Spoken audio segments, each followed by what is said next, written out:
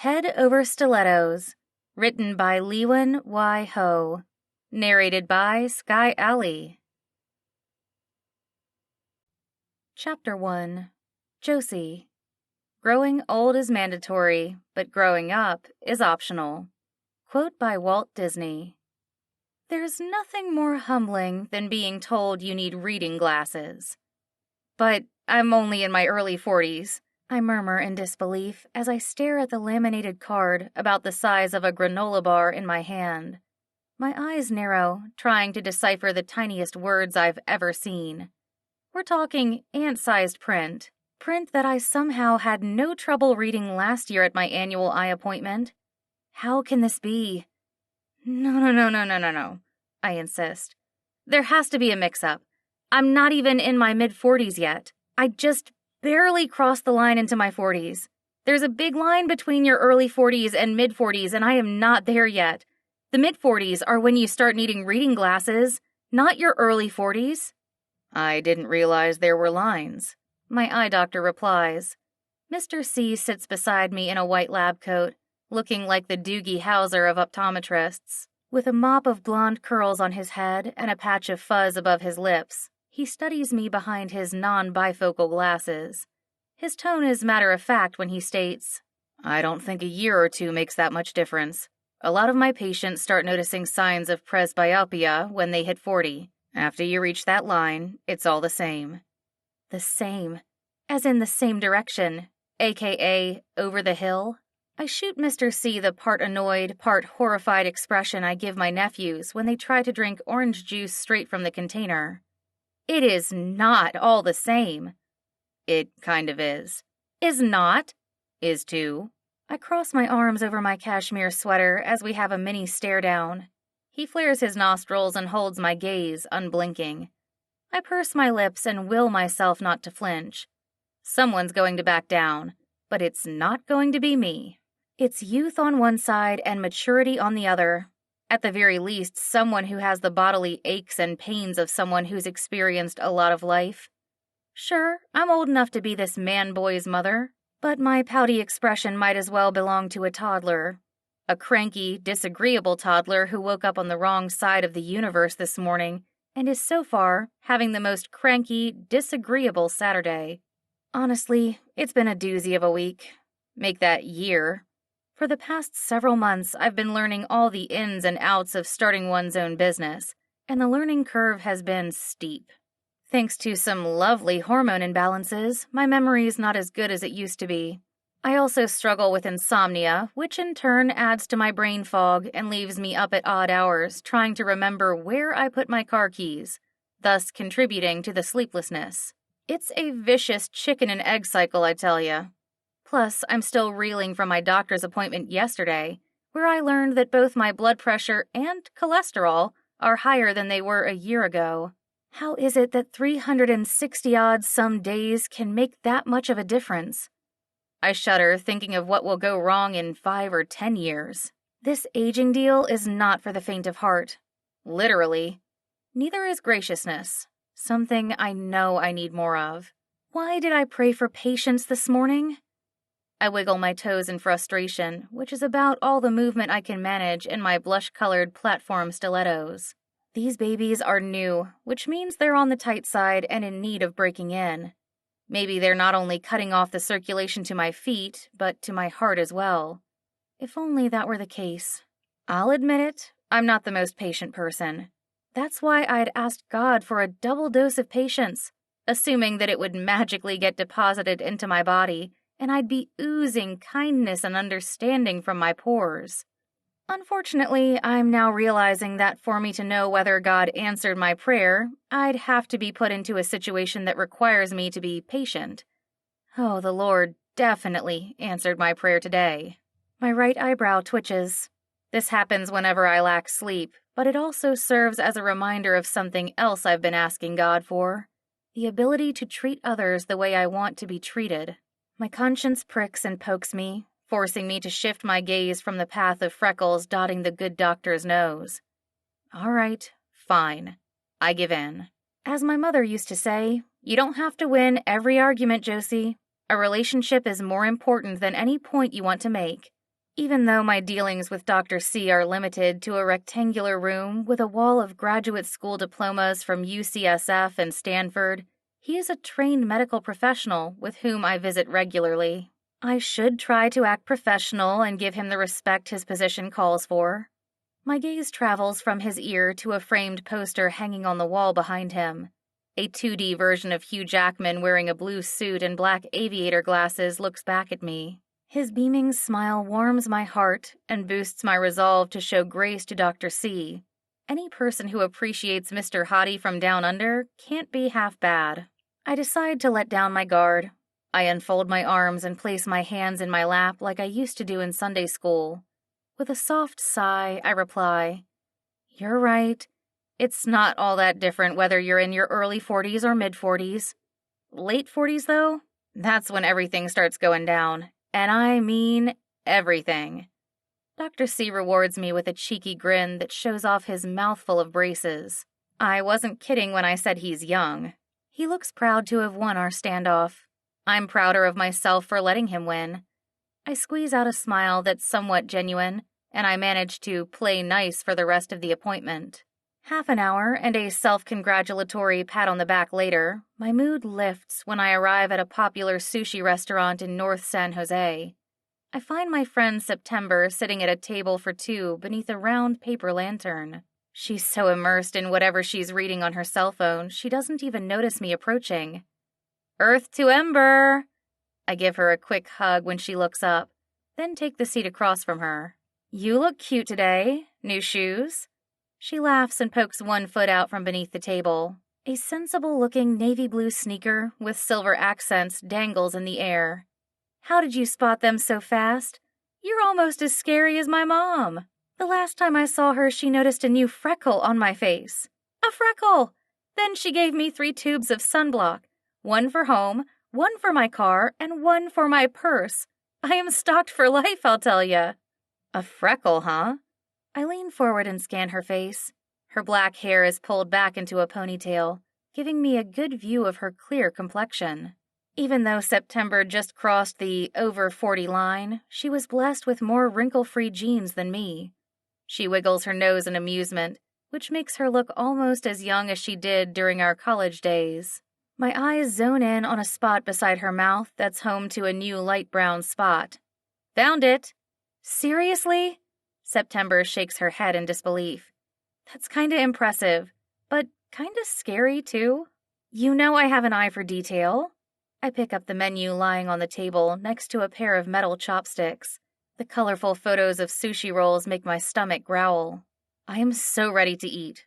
What do you feel like? "Did you not have breakfast again?" she asks, ignoring my question. I'm typically the one known for motherly lectures in our group of girlfriends, which is how I can tell by the tone of her voice that September is about to embark on one. She furrows her brows in concern. "Don't tell me you were too busy with work. You're always telling everyone else to take care of themselves.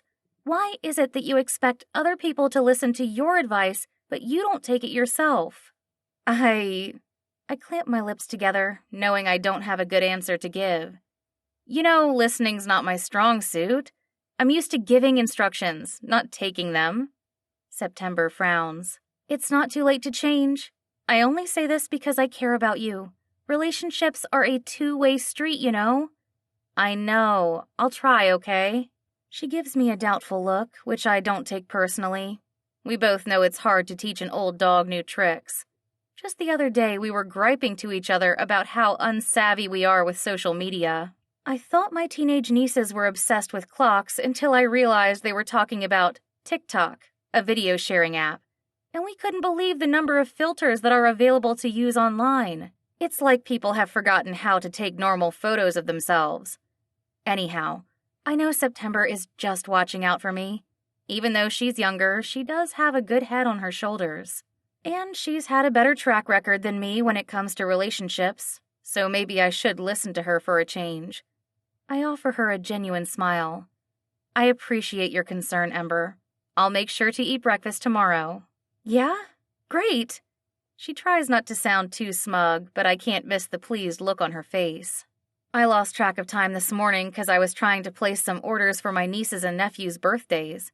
Can you believe 5 of them were born this month? Since I don't have kids of my own, or a husband, which is a whole other matter that I try not to think about, I take my job as doting auntie very seriously. Being the firstborn in a large family comes with great power and responsibility. Now that all my siblings are married with families of their own, the latter has multiplied. 2 of those 5 are preteens, so I had to do a lot of research to find out what's popular with young people these days. Young people? You sound like my dad. September pauses, then clears her throat. You kind of look like my dad, too. What? I jerk my head up to meet her gaze. No offense to Mr. Yu, but how in the world do I resemble him? He's balding. I have red hair. He wears glasses. I don't. The way you were moving the menu back and forth from your face just now, that's how my dad reads the newspaper. Maybe you should wear glasses. I gasp loudly, thoroughly offended at her suggestion. I'm also at a loss for words, which is unusual for me. All I can think about is the piece of paper sitting in my car that has effectively ended my youth. Who knew receiving a prescription for reading glasses could be so traumatizing? Here, try this. September slides a credit card-sized magnifying glass across the table. There's a handle attached, as well as a row of small lights across one side. It really helps with small print. Thanks. She's right. The letters show up so well I no longer have to squint or guess. I also realized that what I thought was the kleptomania roll is actually called the kryptonite roll, which makes a lot more sense, both in regard to the sushi and my situation. This issue with my vision might just be my undoing. I can no longer deny the fact that I've reached middle age. I never imagined I'd have trouble reading things up close already. I'm not even in my mid-40s yet. Right? It creeps up on you, doesn't it? At least they have better technology these days. You can get bifocals without that line in the middle. They're called progressive lenses. I know. A sliver of hope blossoms in my chest. Maybe I'm not alone in this aging game. Not that I'd want my good friend to suffer with fuzzy vision, but it wouldn't be so bad if we suffered together, right? Are you farsighted too?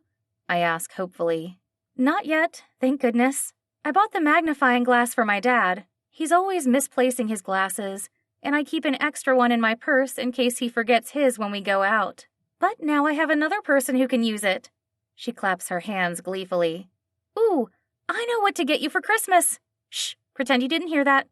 How lovely. I try to sound more appreciative than I feel, but September knows me too well to buy the act.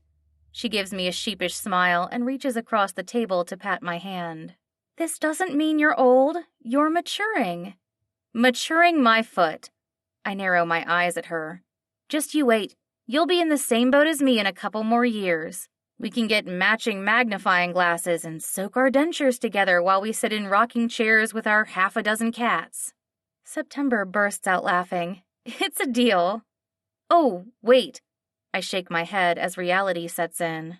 September has a boyfriend whom I hardly see or hear about since they're dating long distance, so it's easy for me to forget she's in a relationship. Never mind. You'll likely be married by then. It'll just be me and the cats. You don't know that, Josie. You could meet your special someone soon. Maybe not today, but tomorrow? Don't lose hope. Oh, girlfriend, that ship sailed a long time ago. I'm not looking for a man. Even if I were, none of them would be interested in me. All the guys on dating apps, even the ones our age, are looking for 20-something-year-olds to start families with. Not that I've done much personal research into the matter, I quickly add. September's smirk once again proves she knows me too well. I have an old membership for an online dating service that I didn't want to let go to waste.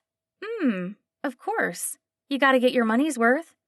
The twinkle in her brown eyes brightens. Maybe what you need to do is look for an older guy, like someone in his 50s. 50s? Yeah, think about it. Someone that age likely isn't going to want kids. He'll also be financially stable and more emotionally mature and ready for marriage. I tap my bottom lip as I process her comments. September makes some good points, but then I remember everything I've been through at the doctor's recently. That sounds nice on paper, but someone that age probably has health issues. Like farsightedness? Yes, and who knows what else? And you don't... Ugh. At least September is gracious enough to punctuate her rhetorical question with a sweet smile. The Bible is right. Kindness does lead to repentance. I feel bad for my poor attitude, but I still don't know if I'm on board with her idea. Not that I need to worry myself about these things. I don't plan on dating ever again. Unless God somehow miraculously drops a man into my life. Beep! The phone sounds with a new text. Josie, I have just the person. He's a great guy and perfect for you. I'll send you his details later. Everything okay? September asks. You look confused. Yeah, it's Piper, I say, referring to our mutual friend from college. Flipping the screen around, I show September the message. I had asked her if she knew a plumber. A plumber? Are you sure she's not talking about setting you up on a date? It sounds that way, doesn't it? September shrugs. Maybe you can kill two birds with one stone. Get a plumber and a date out of this. That's funny, Ember. I'm serious. Why not? Why not? There is so much to unpack that I don't even know how to respond. All I can do is give her an honest answer. It's complicated. God would have to change my mind a lot for me to fall for a plumber. She gives me a cheeky grin. I'd like to see that happen. The strangest thought crosses my mind. I kind of want to see it happen too. Chapter 2. Graham. Are you a bank loan? Because you have my interest. Quote by Unknown. It isn't every day that a man gets treated like royalty. In my case, it happens to be every Sunday. The moment I pull into the church parking lot, I see them coming, my welcoming committee. A group of women, most of them in their late 20s to early 30s, gather on the sidewalk in front of the main door. As I've done for the past year, I pull my motorcycle into my usual spot next to a row of California lilacs. Then I take off my helmet and brace myself for the impending swarm. Oh, Graham! Hi, Mr. Kendall! I brought some goodies for you! They rush over like bees drawn to the purple flowers on those shrubs and buzz around me with excitement. Their high-pitched voices make my shoulders tense up so much, I probably look like I lost my neck. One brunette hands me a plate wrapped in plastic with a blue bow on top. A quick glance inside reveals a stack of double chocolate chip cookies, my favorite. I'm impressed that she's done her research, but also a little scared. These women mean business. You look so handsome in that leather jacket. Your bike is so shiny. I love what you did with your hair. Thank you, ladies. I managed to squeeze in between their sugary compliments. I actually didn't do anything new to my hair. It's simply the wonders of Helmet Head. They all howl with laughter, like it's the funniest joke they've ever heard. While they're busy talking amongst themselves about how I could totally do stand-up. Trust me, I really couldn't. I place my helmet and the plate of cookies into the trunk box. I paste on as friendly of a smile as I can muster under the circumstances. It's times like these when I consider changing churches, but this has been my spiritual home for years now, and given my age, it would be hard to start over somewhere new. With each decade I pass, I get more set in my ways. But I'm starting to wonder if it might not be a bad idea to buy my way into the witness protection program and assume a new identity. Running a hand through my hair, I finger comb the salt and pepper strands into place, then hop off my bike. All right, hopping might be a bit of a generous word to use. Now that I'm in my early 50s, the movement is more of a two-step process. First, I hold onto the handles for balance, then I swing my leg over and plant my foot down on the ground. Once I'm stable, I grab my messenger bag with my Bible and notebook in it and contemplate making a run for the front doors. The faster I make it inside the building, the less likely I'll be roped into a date. Not with these ladies, thankfully. This is where things get a little complicated. These women are all, in fact, trying to play matchmaker for their mothers, aunts, cousins, and neighbors. That's right. They want to set me up with all the single females they know. Some are widowed, some divorced, and some have never married, like me. A couple of them have even tried to introduce their grandmothers to me. I have nothing against mature women, but I'd prefer not to date someone older than my mother. Not that I'm even looking to date. I've pretty much taken that item off my bucket list. But no matter what I say or do, I am still unofficially known as Mr. Single and very available. Are you free tonight, Mr. Kendall? How about tomorrow? I call dibs for Friday. My mama can't wait to take her first motorcycle ride with you. She's looking forward to putting her arms around your waist, hugging you tight, and letting the wind blow through her hair. Ladies. I give this same spiel I do every Sunday. I'm so sorry to break it to you, but my schedule is packed. I have so many appointments booked this week. You know what they say, when nature calls, you have to answer. Oh, you're always so busy. A resounding chorus of disappointed sighs fills the air, adding to the click-clacking of my boots on the pavement. My entourage follows me across the lot as I weave around the parked sedans and minivans. The route I take is a verifiable maze, but they have no problems keeping up. Once again, it's frighteningly impressive. I know! The enthusiastic voice belongs to the Cookie Queen. I'll book my mom an appointment with you. That way you'll have her marked down on your calendar. That's brilliant, the other women chime in. Oh, Graham, my granny's bathroom sink has been clogged for weeks now. The water drains so slowly, it took her 20 minutes just to fish out her dentures when she dropped them in the water. I'm sure you could work some magic with those strong hands of yours.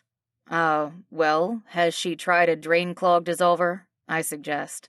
She could even use equal parts baking soda and white vinegar. That often does the trick. There's really no need to wait for me to come by when she can do the job faster herself.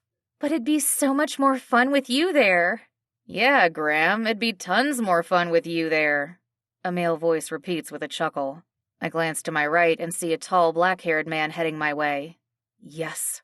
Despite my friend's teasing tone, I am beyond happy to see him, and doubly happy to see his wife beside him. I need backup, and I need it fast. This situation has to get better with 2 doctors on the scene. At the very least, they'll be able to perform life-saving measures should my heart give out from all this fun. Excuse me, ladies. Morning, Peter, Piper. I greet them with wide, help me, eyes as I wiggle my brows up and down. Taking a couple of quick steps, I break away from my groupies and catch up with my friends. Peter, being the supportive man that he is, gives me a pat on the back. He then leans over and whispers, I'm so glad they're after you now and not me. Scratch the supportive part. I thought I could expect sympathy from a man who used to be in my shoes. Peter had been the guy fending off the single women before he got married this past summer. Back then, he'd been the new man at church and the much more desirable, aka younger, one between the 2 of us. But he's apparently forgotten his roots now that he's left me for greener pastures. So much for the bonds of brotherhood. I turn to his better half instead and hope Piper is more helpful. She gives me a friendly wink. Don't worry, Graham. I've got this. She hurries over to the women and starts chatting up a storm. I overhear words like food allergies and diaper rash that have the ladies gesturing wildly and talking over each other to get their questions in. Piper is a pediatrician, which makes her a bona fide rock star among parents. Several of these women have little ones, so they flock to Piper like sleep-deprived mothers to free coffee and leave me happily behind in the dust. Thank God. My lungs expand as I breathe in the cool winter air. A grin makes its way onto my face for the first time since I got to church. You lucked out, man, I tell Peter. Piper's the best. She saved the day again. She's amazing, he muses with a lovesick expression. He stares longingly at the dark-haired woman, whose bright red sweater stands out among the crowd. She waves and blows him a kiss, which Peter promptly pretends to catch and put into the pocket of his slacks. Apparently, newlywed life is still going strong with these 2. He turns to me and proudly declares, You're welcome, Graham. I balk. Why are you taking the credit? You didn't do anything to help.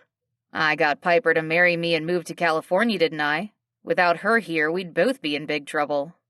I rub my chin and nod. Very true.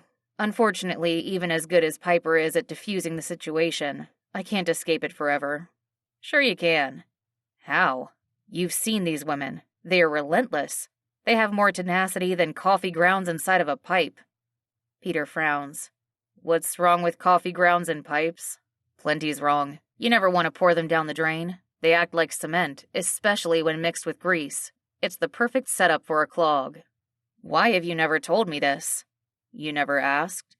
You don't ask me for medical advice, but you always appreciate it when I give it to you, don't you? I clamped my lips together. My mother, God rest her soul, used to say, if you ain't got anything good to say, don't say anything at all. I figure the pointed look I shoot Peter's way does enough talking for me. Having a doctor for a friend sounds great on paper, but his educational spiels can be kind of a drag. Fine, I'll stop bugging you about your blood pressure. Peter waves a hand in the air. Anyhow, that's not important right now. What is important is finding you a wife. My jaw drops. A wife? Whatever for? 2 reasons. 1, so you can get these church ladies to leave you alone. And 2, so your wife can remind you to keep an eye on your systolic number. Good one, I bust out laughing, until I spot the serious look in his dark brown eyes. You're kidding, right? We've reached the sanctuary door, and all is quiet now that Piper and the ladies have stepped inside. Peter crosses his arms over his blue sweater, then turns to look me in the eye. He has his game face on, the one that all medical professionals on TV use to deliver serious news. It's more earnest than Doogie Howser's, but not as suave as McDreamy's. I'm completely serious, Graham, he declares. Your health is on the line. Not only your physical health, but your sanity too. As your brother in Christ and your unofficial doctor, I'm here to give you some advice. I thought you weren't going to do that anymore. He smirks. Consider it my last hurrah. Great. So Piper and I were talking last night, and we believe we have the perfect woman for you. I don't know why we didn't think of her sooner. She's a friend of Piper's and is responsible, driven, and great at taking care of people. And guess what the best part is? Do I really want to know? She needs a plumber. Great again. I hope it's okay that Piper told her you can stop by her shop tomorrow to take a look at the leak. I already have plans for Monday, but after how helpful Piper was earlier, I don't want to disappoint her. What's the worst thing that can come out of meeting her friend? A new customer? There is nothing wrong with that.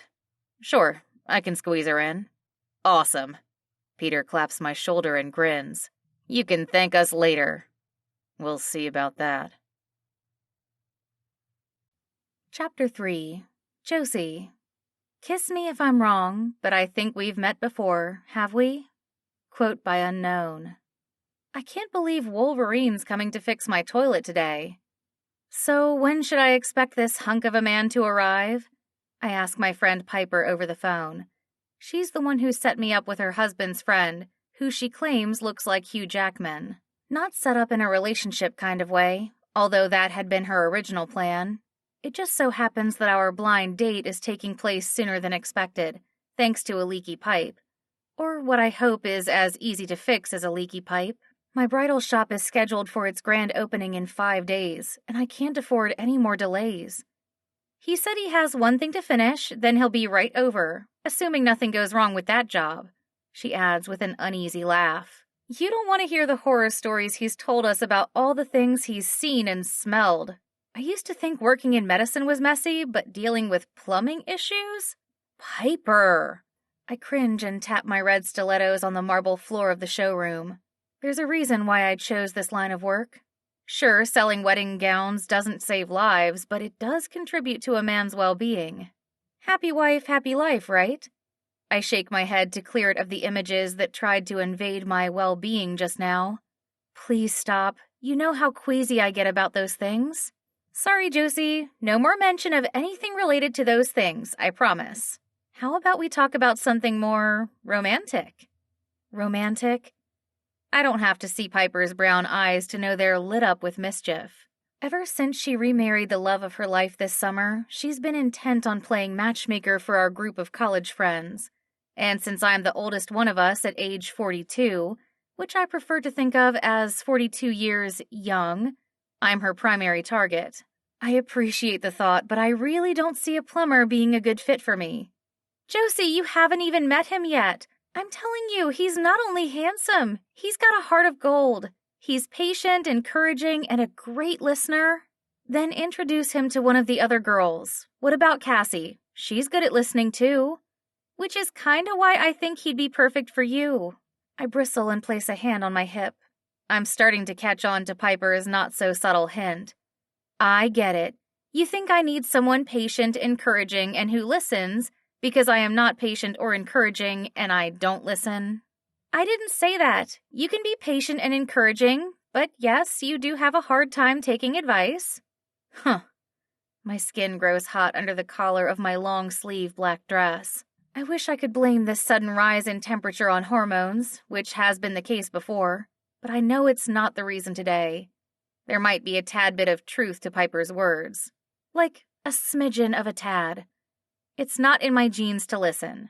That's because you don't wear jeans. Piper snorts at her own joke. Sorry, Peter's dad jokes are totally rubbing off on me. Ha ha, I reply with a droll smile. It's hard to get annoyed with Piper, especially when she's in such a good mood. Knowing she's happy makes me happy too. I've always been the mother hen among our girlfriends, ever since college when I was their resident dorm advisor. 20 years later and I still watch out for them. Offering advice, reminding them to schedule their annual exams, planning girls' nights out. That's all on me. I'm the oldest of 7, so taking charge is my jam. Just no real jam, please. Growing up, my family subsisted on PB&J sandwiches. I've eaten so much pectin my insides are probably gelled. Preserved fruit, thrift stores, and coupon clipping are all part of the past, though. These days, thanks to a successful realty business I recently sold and many, many years of saving up, I'm finally making it. Fulfilling my dream of starting a business in the heart of Silicon Valley. Dining at Michelin-starred restaurants, starting a collection of Jimmy Choo shoes. But never will I ever put on a pair of jeans. I have nothing against denim or people who choose to wear it, but I own a high-end boutique now. One glance around the place reveals how much time and thought I put into the decor. Crystal chandeliers, upholstered banquets, hand-tufted rugs, and gilded mirrors. I didn't spare any details. Most of the furniture came from a French antique auction, where I got into a major bidding war with a blue-haired woman. She had a few choice words for me that day, which I fortunately couldn't understand. That didn't, however, keep me from choosing a French name for my shop. I am the face of Amour Toujours, so I need to look the part. Since you're the face, it shouldn't matter what you put on your tush then. Piper bursts out giggling. Get it? Because you wear jeans on your tush, not your face? Oh, I get it, I groan loudly. It's times like this when I kind of miss the old you. The you before Peter swept you off your feet and infected you with his cheesy sense of humor. Hey, I happen to like cheese. It's high in calcium, protein, and laughter. Just you wait. When you meet Peter's friend, he'll have you howling too. Because he looks like Wolverine? Piper gasps. Was that a joke? Look at you! You haven't even met Graham yet, and you're already getting funnier. My brows shoot up. His name's Graham? As in graham cracker? Yeah, why? Do you have something against that name? I place a hand on my warm cheek. No, the name's fine. It's just that my first crush when I was a kid was on a guy named Graham. Is that why you like s'mores so much? I thought it was the marshmallow and chocolate combo that you loved. But now that I think about it, we always end up running out of graham crackers because you'd eat them all. Guilty as charged, I sigh. I still think about him from time to time and wonder what he's up to. Not that anything could have happened between us. He was a lot older than me. How much older? About a decade? Interesting. He's 12 years older than Peter and me, which would make him 10 years older than you. Wouldn't it be funny if our Grahams are the same guy? That is highly unlikely. He was studying to be a psychologist, not a plumber. People change careers. Maybe he had a midlife crisis and decided to do something completely different. I scoff. No one decides to be a plumber. Why would anyone willingly want to get their hands dirty? You know, you're talking to someone who gets peed and spit up on by their patients, right? But I love being a pediatrician. Piper, I thought we agreed to keep this conversation queeze-free. Any mention of bodily fluids reminded me of the many diapers I changed for my siblings, which in turn makes me physically ill. Clutching my midsection, I let my gaze drift until it lands on a row of gorgeous wedding gowns hanging in a large open wardrobe. My lungs fill with air again. White lace is oddly comforting to me, even in spite of the fact that I've never been married. I've come close, but that ship sailed in my 30s, along with my metabolism. Sorry, Josie, it slipped out. Think about something pleasant, like graham crackers. Ooh, or eat some saltine crackers. Those are good for morning sickness. I'm perimenopausal, Piper, not pregnant. I wince at the edge in my tone. Sorry, I didn't mean to bite your head off. I'm just stressed. I still need to have the city come out to sign off on the renovations before I can open on Saturday.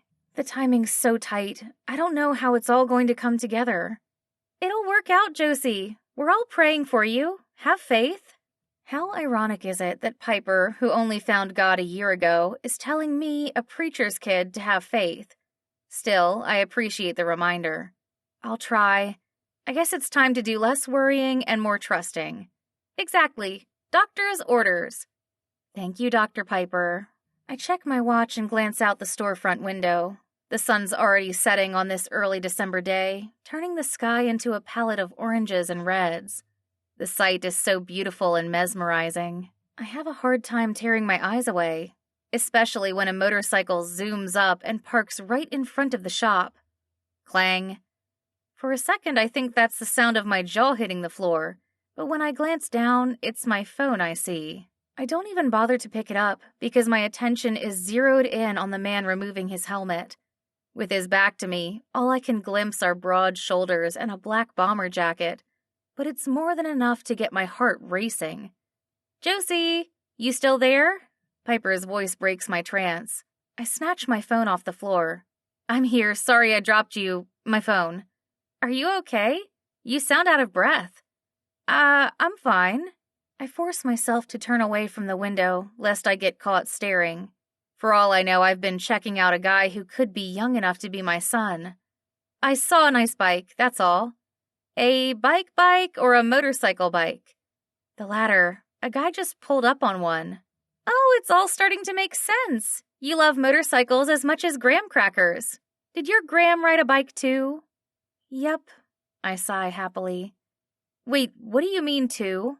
The Graham we know loves to ride. He actually has a collection of bikes that he fixed up himself. From the way Peter describes it, it reminds me of you and your shoe obsession. It is not an obsession, it's an interest. A perfectly useful one.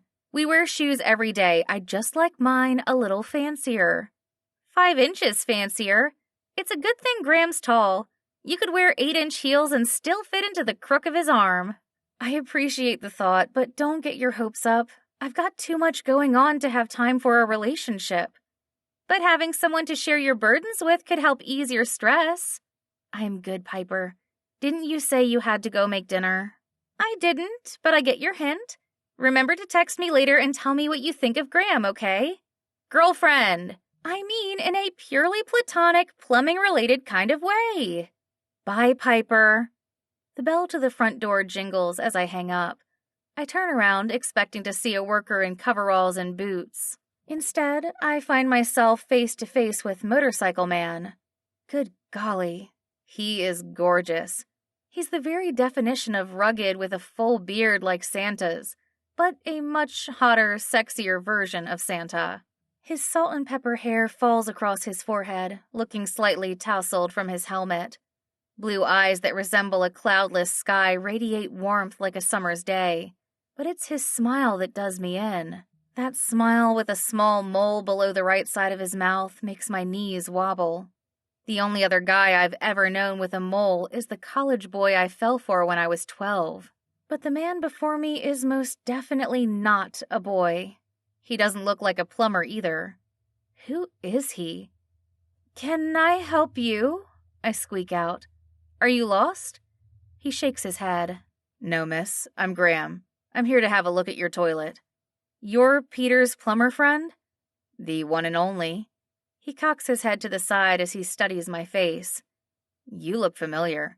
Have we met before? I don't think so. Unless... What is your last name, Graham? Kendall. No. What are the chances? You're Graham Kendall? His eyes light up with recognition. You're Josephine Child. You're Carol and Bob's little girl. You followed me around the summer I stayed with your family. Heat rushes up my neck. That was me. You gave me your favorite stuffed bunny to sleep with. My cheeks are on fire. Yes, I did. And you asked me to marry you. I pray for the ground to crack open and swallow me whole. You remember that? How could I forget my first and only proposal? I know I turned you down before, but if you asked me again, the odds are higher that I'd say yes. Say what now?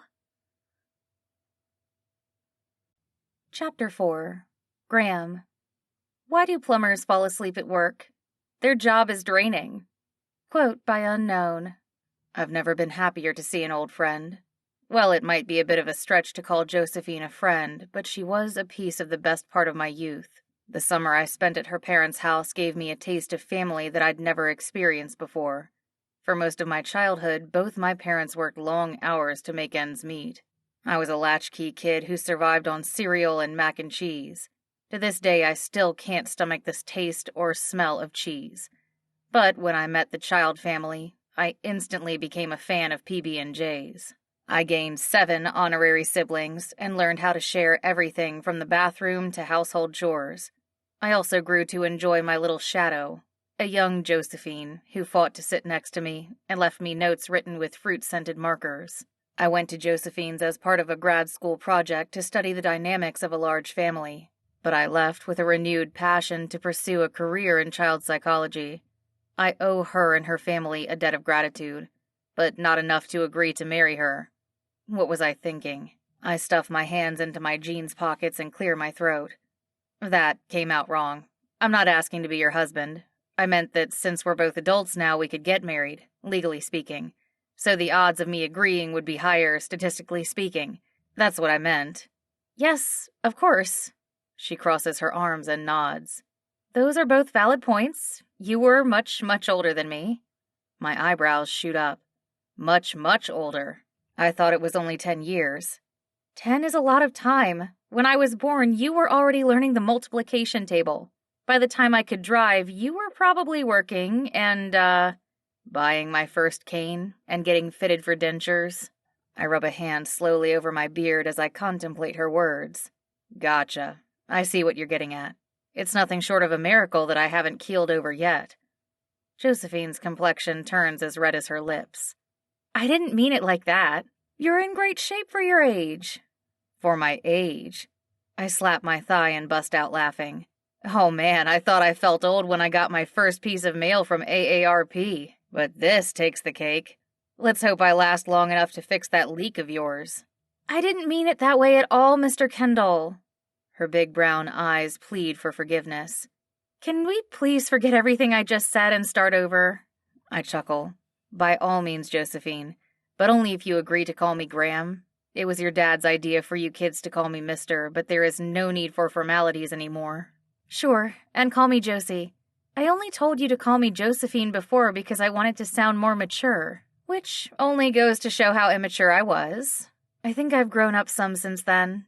At least I hope so, she adds with a wry grin. I'm sure you have. Now that my surprise from our reunion has passed, I have a chance to take her all in. My gaze travels from her familiar long red hair to her not-so-familiar form-fitting dress and very high red heels. I can hardly swallow as I notice all the curves along her body and her shapely legs. Josephine Child is certainly not the same girl I once knew. In fact, she is nowhere near a girl. She is all woman, the most beautiful woman I've ever set eyes on. Lord have mercy. My heart reacts so strongly I clutch my chest. The rhythm beneath my palm resembles a Dodge Tomahawk going 0 to 60 in 2 seconds flat. I feel like a kid again, taking my first dirt bike out for a spin. The adrenaline rush brings a goofy smile to my face, until I spot the concerned look on Josie's. Graham? She rushes forward and places her hand over mine. Her eyes widen as she presses her fingers against my chest. What's wrong? My ego deflates a little as I realize her shock isn't from discovering how defined my pecs are. After all her talk about me and my old age, she probably thinks I'm having some kind of heart episode. I'm fine, just checking on the old ticker. Yep, it's beating nice and strong. Nothing to look at here. Are you sure? Men your age have a greater risk of heart disease. You could be experiencing early symptoms of a heart attack. Shh, I grumble and brush her hand aside. Men my age? I can't even order off the senior menu yet. I'm going to call Peter and Piper and get their opinion. What? I huff in exasperation. Peter's an eye doctor and Piper deals with little ones. My eyes are perfectly fine and I am a grown man. Then why are you acting like a child? Josie huffs right back. You forget that Peter had a heart attack once before, so he's actually the perfect person to ask about this. It's just one phone call. One unnecessary phone call. I'll be the judge of that. You, sir, are going to take a seat right over there. Before I can protest, she grabs me by the arm and pulls me over to a white and gold contraption. It's the size of a long bench, but with miniature armrests and 4 pairs of wooden legs. The seat looks more expensive than anything my behind has ever touched, but boy is it comfortable. I sink into the cushions without a care and close my eyes. After being on my feet all day, I welcome the reprieve. But it's only the calm before the storm, because Josie's slapping my cheek like it's a ball of dough. Graham, stay with me! If my eyes weren't closed, I'd be rolling them so far back I could see my scalp. I don't know whether to laugh or throw my hands up. I'm not one for vanity, but maybe I should have taken my hairstylist's advice and dyed my hair the last time I went in for a cut. Apparently, only George Clooney can pull off the mature, distinguished look. The only benefit I see to having this head of gray is a pretty lady's attention. Her undivided, painful attention. Josie, I'm fine. I open my eyes to find her ear next to my face, no doubt checking on my breathing. Her hair tickles my nose and makes me inhale, giving me a good whiff of her perfume. The vanilla fragrance both calms and excites me, like a strong cup of joe. When she pulls away, disappointment almost floods me to lose that scent. Almost, because I don't miss her slapping my face. You're alive! Don't scare me like that again! Her brown eyes blink back tears as she sits down next to me. I'm calling Peter. No, better yet, I'm calling 911. Whoa, hold your horses, Missy. No one's calling Peter or 911. I am perfectly fine. I was just resting my eyes. Resting your eyes? She gasps. Oh, right. My pops used to take cat naps all the time. He'd sit down on the sofa and the next thing you knew, he'd be sound asleep. Out. She snaps her fingers. Like a light. I guess it's quite common for folks. Oh, no. Don't you dare say that again. I'll have you know what folks my age are doing. Tom Cruise, still doing his own stunts. Donnie Yen's a lean, mean fighting machine. And Hugh Jackman. The guy is singing and dancing one day and taking down bad guys the next. That's what folks my age are doing. I narrow my eyes to show her I mean business. Huh, Josie snorts. Our wires are obviously crossed because not only does she not receive my message, she laughs at me. At least she has the decency to do it behind her hand. Piper was right. You are funny. And I do see the resemblance when you get all worked up. I half expected metal claws to shoot out of your knuckles just now. Metal claws? Are you talking about Wolverine? Yes, Piper said you look like Hugh Jackman. I'd have to agree. I puff out my chest and smile. I'll take that as a compliment. Just a slightly older version of Hugh Jackman. What? She did not just call me old again, did she? I don't know why her words rile me up so much, other than the fact that I have been feeling my age lately. I knew that switching careers midlife from being a sedentary child psychologist to doing manual labor as a plumber would be challenging, but it's been doubly so since I turned 50. Simple tasks I used to perform with ease, such as squeezing into tight spaces and being on my hands and knees for hours at a stretch, are now taking their toll. And to be reminded of my waning youth by someone in the prime of her life is more than I bargained for. There's no reason I should even need to defend my vitality. I'm here on a job. One that I'm doing as a favor for a friend. And boy, am I going to give Peter an earful later about this situation he and Piper have gotten me into. But now, I have a leak to fix. The sooner I get that done, the sooner I can take my aching bones home to bed. A safe place where I can close my eyes without fears of being slapped silly. I take a deep breath and raise to my feet. You know what, Josie? Enough with the chit-chat.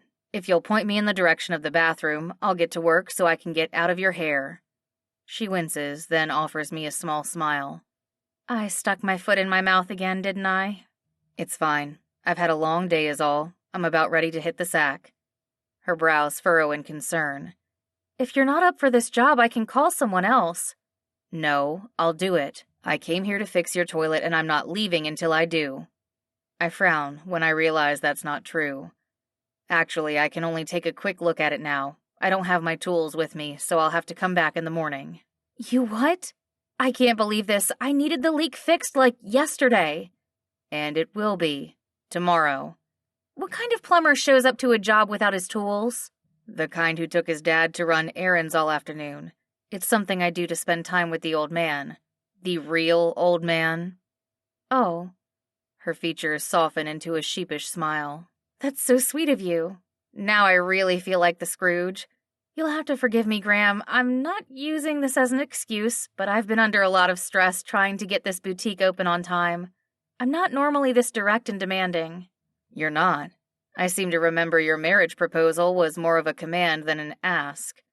I smirk as an image of little Josephine wearing her mama's heels comes to mind.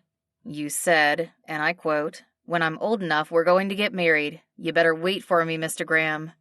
She groans. Why must your memory be so good? It must be all the supplements I take. You know, the ones that doctors prescribe for people my age.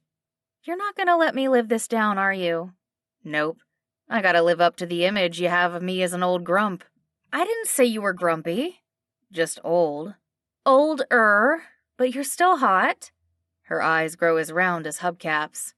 Let's pretend you didn't hear me say that.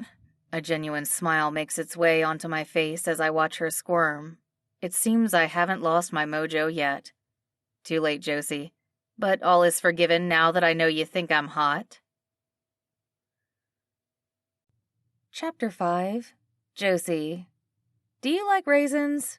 How do you feel about a date? Quote by unknown. T-minus 4 days. That's the line running through my mind when I unlock the door to my boutique Tuesday morning, as well as the 4 words that flew out of my mouth last night. But you're still hot. My knees grow weak as I remember the sexy grin Graham gave me after I unintentionally hit on him. It was enough to give me a hot flash. Why is it that men grow more handsome with age? It's like how God made male birds with brighter, prettier plumage than females. None of it seems fair. But then again, there is no use crying foul when I get to benefit from his handiwork. But I really need to watch what I say around that man. Morning, Josie. The smooth, deep voice calling out from behind startles me so much I nearly drop my coffee. I tighten my grip around the stainless steel travel mug as I look over my shoulder. Oh, seeing Graham amble up the sidewalk in all of his 6'2" glory reminds me of exactly why I couldn't control my mouth yesterday. His very presence is like a lightning bolt, electrifying my senses and short-circuiting the wires in my brain. Hi, Graham. It's 7:30. What are you doing here so early? I seem to recall someone saying she needed the toilet fixed 2 days ago. I'm making up for lost time. He shoots me a good-natured wink. Here, let me get that for you. Thank you. He rushes over to hold the door open, giving me a good whiff of his woodsy cologne as he leans in. I return his smile, all the while trying not to stare, but boy do I want to. The man even makes a pair of gray coveralls and work boots look hot. I bite my tongue so I don't say any of my thoughts out loud, but I do compliment his work ethic. The reviews were right. You do have excellent customer service. No wonder you have a 5-star rating on Yelp. You checked me out? Huh? Was I that obvious? I wasn't checking you out. He chuckles. I meant you checked out my business online. Oh, of course that's what you meant. I quickly duck behind the buy counter to put my belongings away, and also to fan my flaming cheeks. Whose bright idea was it to wear a wool sweater dress today? I have a feeling that with Graham around, I could really save on my heating bill. You okay back there? Yes, just tidying up some paperwork. I pop my head up above the countertop so I can catch a glimpse of his face. Feel free to start on the toilet. You remember where the bathroom is, right? Yes, ma'am. My memory's not fading quite that fast yet. I remember everything that happened yesterday. Graham's blue eyes twinkle. And I do mean everything. Great. What I wouldn't give to have a trapdoor open up beneath me now and swallow me whole. Let me know if you need anything. Will do. He struts to the back of the showroom with a large red toolbox in tow, then disappears down the hallway. Releasing a deep breath, I rise to my feet and lift my hair off my hot neck. Forget about saving money on electricity. I have half a mind to turn on the AC. When was the last time a man made me blush this much? My last relationship ended 5 years ago when my ex-fiancé chose a much younger woman over me. Since then, I've kept myself busy with my career and accepted, even embraced, singlehood. I figure that God has other plans for me, plans that don't include marriage, which honestly seems like a much simpler lifestyle. I see how tired and overworked my younger siblings are raising their families. I'm content to play the doting aunt at their houses and keep my own home tidy and organized. And I certainly don't miss cooking or cleaning up after other people. But it is kind of nice to have someone to flirt with. I tap a finger against my mouth. At least, I think Graham was flirting with me. Or maybe he was just joking around like he used to when I was younger. I don't know for sure. Which goes to show how out of practice I am when it comes to the opposite sex. Regardless, whether he was flirting or not shouldn't matter. He's here to fix my toilet, not to ask me out. Which is a good thing, because me and plumbing are 2 words that should never exist in the same sentence. I just don't have the stomach for it. If we were to chat about our respective workdays, I'd either lose my lunch or completely tune out. I'd be horrible company. That's why I would never date a plumber. Even a plumber who looks like Wolverine. Josie, you got a sec? I hazard a glance in the direction of Graham's voice. My stomach churns as I take a step toward the hall, aka the depths of the abyss. Ever since I discovered water pooling around the base of the toilet, I've steered clear of the bathroom. Even last night I sent Graham there on his own, pointing the way with the tip of my stiletto as I held my breath. I'm sure things don't look or smell more pleasant in the daylight. I'd rather stay firmly rooted in place out here, but I can't very well abandon Graham when he's calling for me. I force my feet forward, inch by inch, until I reach the end of the hall. What is it, Graham? It's just as I thought. I know what's causing the leak. Thank God, that's the best news I've heard all week. Come on over. I'll show you what I found. Oh, how about you describe it to me? Describe it? Is this some sort of game? His deep laugh echoes within the walls of the small room before he pops his head out. His brows shoot up when he spots me. You're not playing around. Are you okay, dear? Dear? Warm tingles travel up my back to hear such a sweet term of endearment come out of this brawny man's mouth.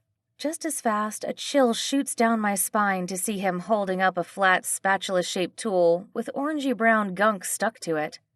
I'm fine. What's that thing? This? His work boots make a clomp-clomping sound as he steps into the hallway. This doodade's a putty knife, used for scraping off the old wax ring from around the drain opening. I see. That's where your problem lies. The wax ring on this toilet's all worn. Without a properly sealed ring, the water leaks out. So all we have to do is change the ring. That sounds easy enough. But I hope that when you say we, you really mean you, because I am perfectly fine letting you do your thing. You are the professional, after all. Of course, that's what you hired me for. But you should really come over and take a look. I've never seen anything like it. You've got a cast iron flange connected to a PVC pipe. It's usually cast iron to cast iron or PVC to PVC. This is one unusual combination. I'd be scratching my head if my arms weren't wrapped around my torso like a shield. How anyone can sound as excited as Graham does about pipes is beyond me. I'll take your word for it. As long as you can stop the leak, I'll be a happy camper. Metaphorically speaking.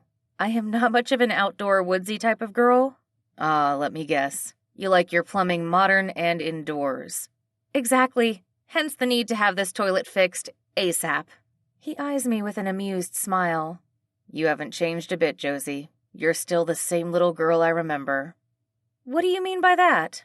Nothing much. I plant my hands on my hips. His tone sure tells me there's a lot more on his mind. I'd like to know what you thought of me. Shrugging, Graham walks toward me. He waves his putty knife in the air as he thinks. From what I recall, you were always helping out around the house, taking care of your siblings, dressing and feeding them, and keeping them in line. You hated diaper changes. That part I remember clearly. It was cute, the way your nose scrunched up at the smells, and how you wore gloves and an apron to keep yourself clean. You were quite a prissy miss. My body heats up, partly from indignation, and partly because Graham's only 2 feet away now. Most of the former, though, because his comment has riled me up a little. Okay, not just a little. A lot. Prissy Miss was my nickname all throughout my childhood. My dad had nicknames for all of us kids. It was easier for him to remember them instead of the laundry list of names that all started with a J. And while they were meant to be affectionate, mine made me feel high maintenance, which I totally am not, half of the time. My emotions must show on my face because Graham clears his throat uncomfortably. I don't mean it in a negative way. I rather like how God made you. You have high standards and expectations. There's absolutely nothing wrong with that. That's how I like to run my business. I blink fast.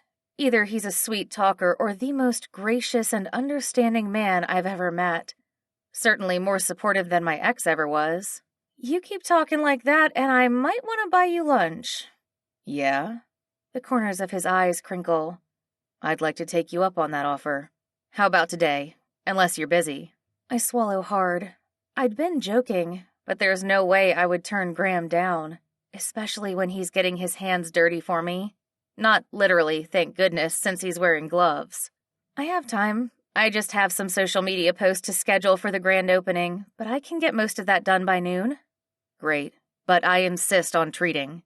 What? No, I insist. It was my idea. I'm taking you to lunch. Graham scoffs. What kind of gentleman would I be if I let a lady pay?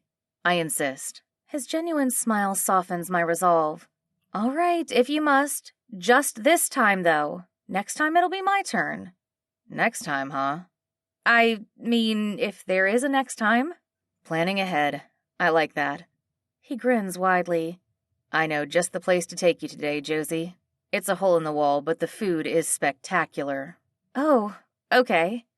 My shoulders droop a little at the thought of not being able to eat at my favorite high-end restaurant in San Jose, but I try to keep an open mind. If Graham says the food is good, it can't be that bad of a place. I can't wait. It's a date then. I'll come find you at noon. I nod and turn to go when his words come back at me. Date? I'm going on a date with Graham.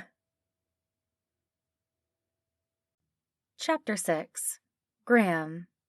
Dating means 2 things, disillusionment or a racing heart. Quote by Mae West. What was I thinking calling this a lunch date? I blame my temporary lapse in judgment on the glucosamine I took at breakfast. Those horse pills are supposed to help promote joint flexibility, but they seem to be working on my heart too, stretching and loosening it beyond its normal confines and making me consider wild notions like attraction and love, causing me to long for a relationship with Josie, as if I'd ever stand a chance. A young, desirable woman like her would never be interested in an old geezer like me, as she so eloquently called me many, many times yesterday. But she did call me hot, so there's that. We just got seated at a small 2-person table near the window of Asian Pearl restaurant. It's a favorite place of mine to frequent when I don't feel like cooking. A hot meal that's delicious and reasonably priced. What more could I ask for? But something tells me Josie was expecting a lot more when she walked into this joint. A whole lot more. How's the menu look to you? I clear my throat as I wait for a response that's more than an eyebrow lift. If you don't feel like Chinese food, it's not too late to speak up. There's a good Italian place down the street. No, this is fine. Just fine. Josie lowers her menu and gives me a tight smile. It's a wonder she hasn't dropped the laminated legal-size paper that she's holding onto with 1 thumb and forefinger. Or more specifically, 2 perfectly painted pink fingernails. She yelps as a fly whizzes by her face and ducks behind the menu again. Is it gone? The fly? Yeah, it's moved on to the back of the restaurant. You can come out now. Her eyes appear over the top of her menu, wide open in horror. The back of the restaurant? You mean like the kitchen? Oh, don't worry. Lydia, she's the owner, has one of those electric bug zappers set up. It catches all the critters back there. All the critters. Mainly the flying ones. The ones that crawl are a different story. She sets the menu down, visibly shuddering. Please tell me you're joking, Graham. Of course I'm joking. I throw my head back and give in to the laughter that I've been holding back. I wouldn't bring you anywhere unsanitary. I do have standards, you know. I'm sure you do. She gives me an uneasy smile. Why don't you order for us since you've been here before? Preferably nothing too oily or fried.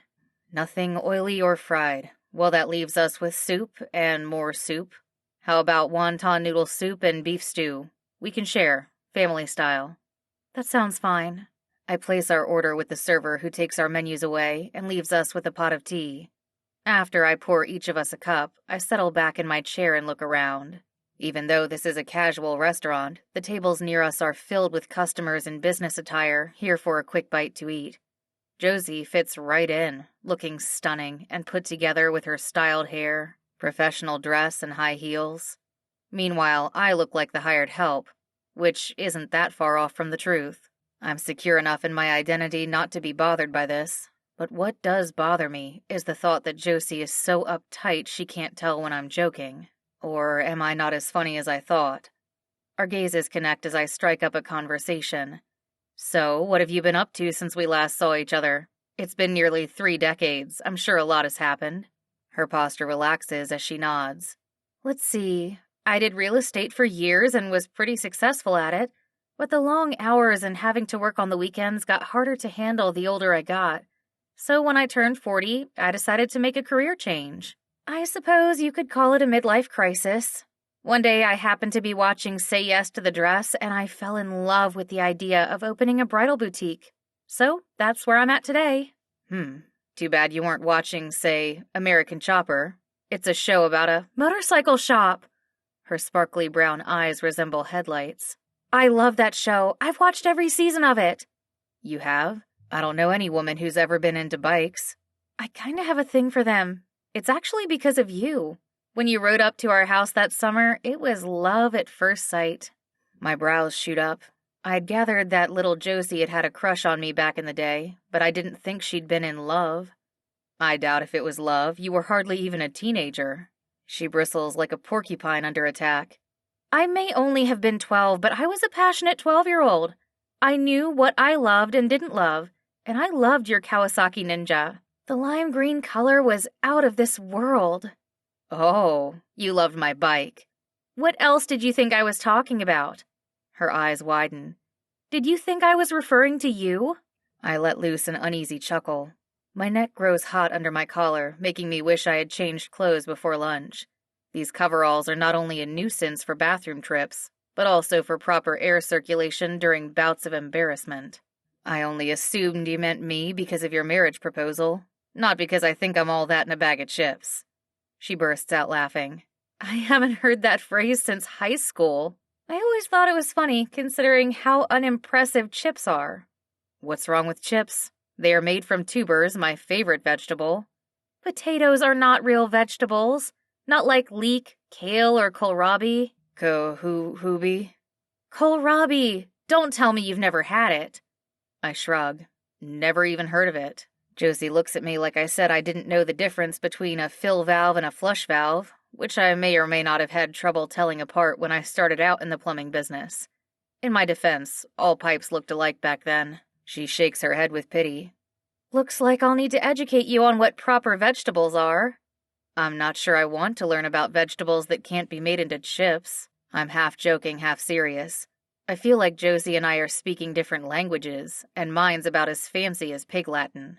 In my humble opinion, vegetables are best when fried in oil. Well, you'll be happy to know that kohlrabi can be made into chips, but there's an even tastier way of preparing it with red cabbage, carrots, and brown butter. I found a recipe online that uses the sous vide technique. I'm dying to try it. I nod my head, even though I have no idea who Sue is or why her method is so great. The only thing I'm dying for is our food. The longer the conversation goes on, the more I realize how much Josie is out of my league. She's living in the box seats at the baseball stadium, while I'm in the nosebleeds. There is no possible way I'd ever make it to first base with her. Hold on, why am I even thinking about kissing this woman? Here we go! A Chinese woman with short wavy hair stops at our table and sets down our order. Lydia's white shirt has a few oil-stained spots along the front, and her glasses keep slipping off her nose, but she greets us with a beaming smile.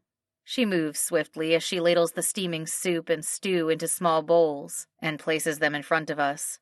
"It's nice to see you with a friend today, Mr. Graham." "Thank you, Lydia." I gesture across the table. "This is Josie. We go way back." "Nice to meet you, Josie." "Likewise."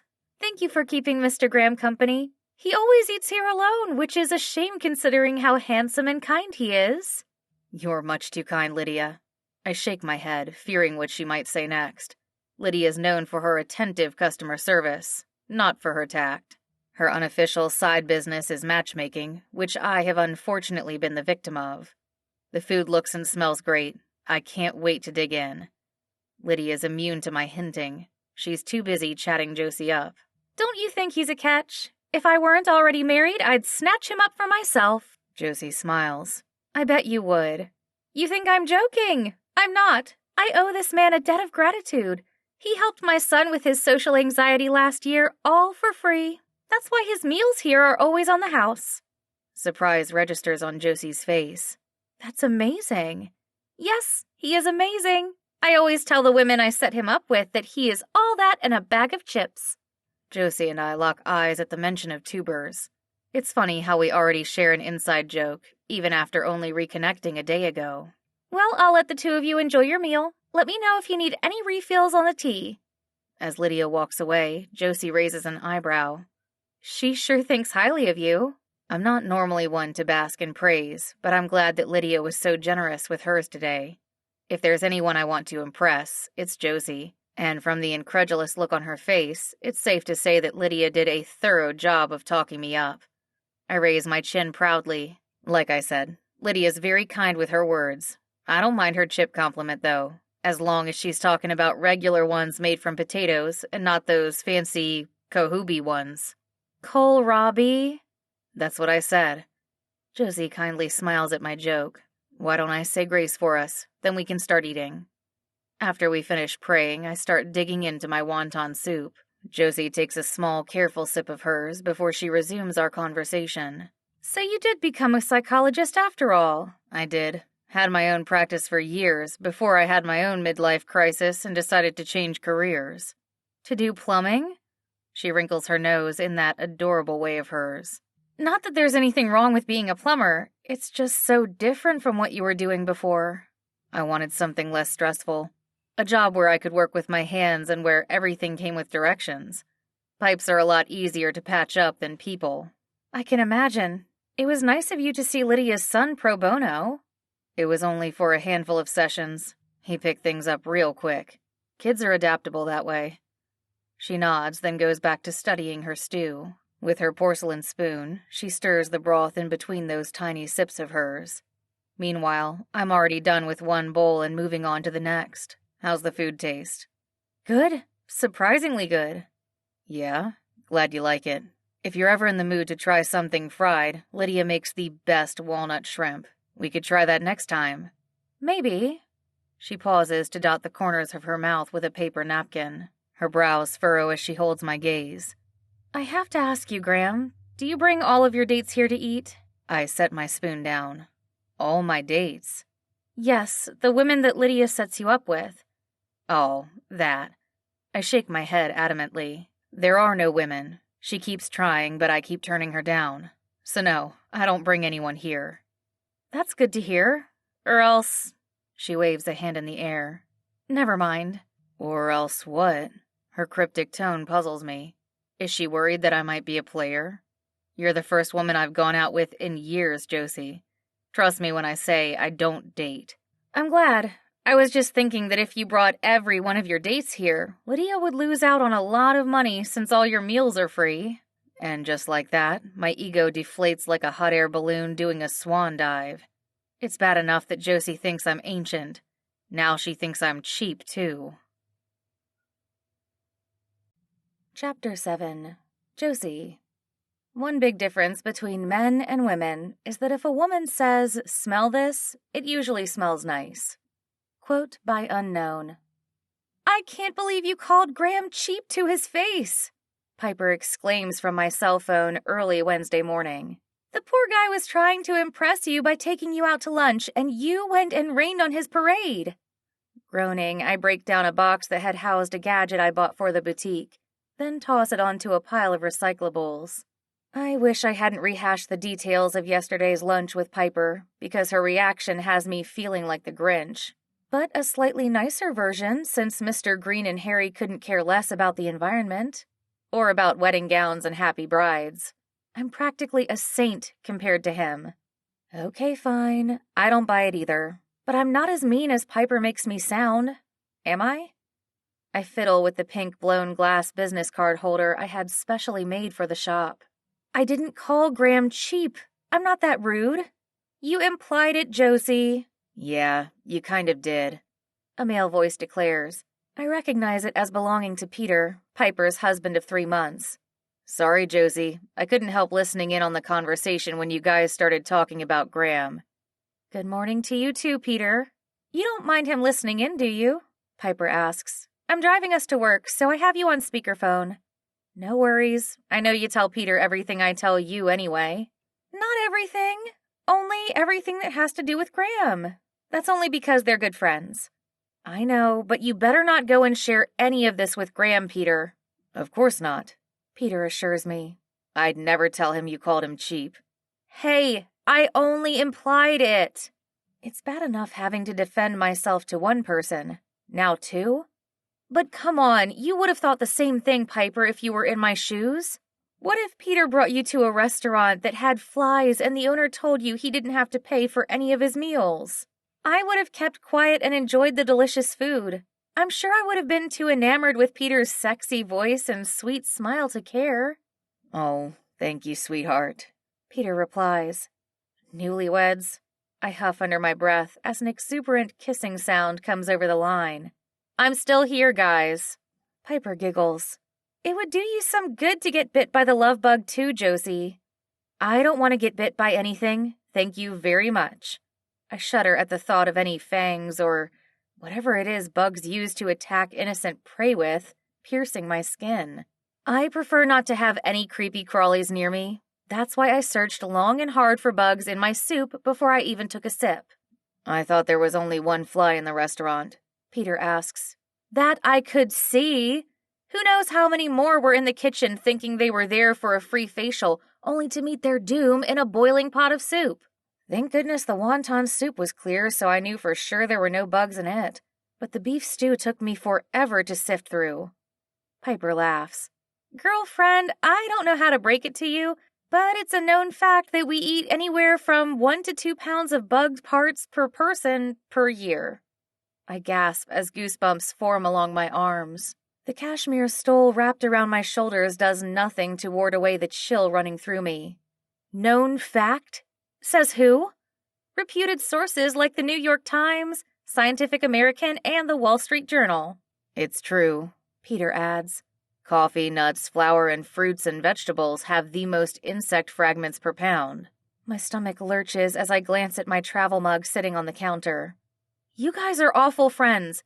Why do you have to go and ruin coffee for me?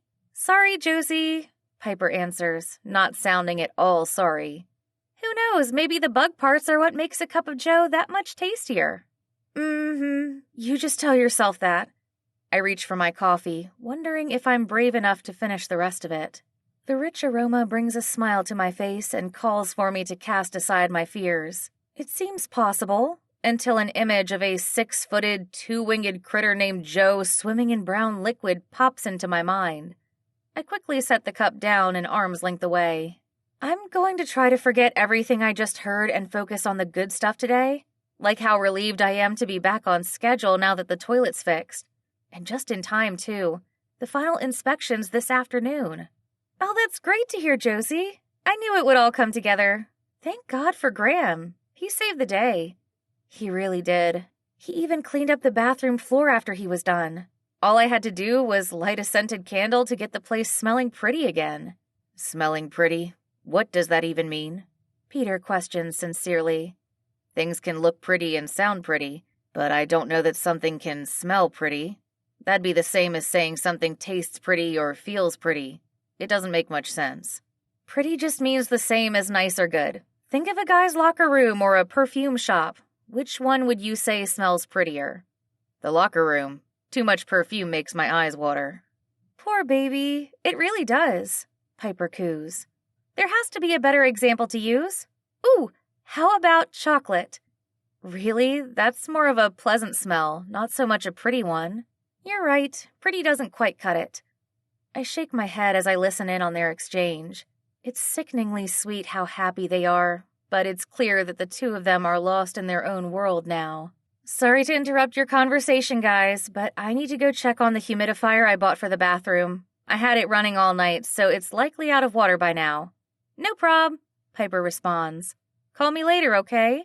Peter and I want to arrange a double date with you and Graham sometime. A double date?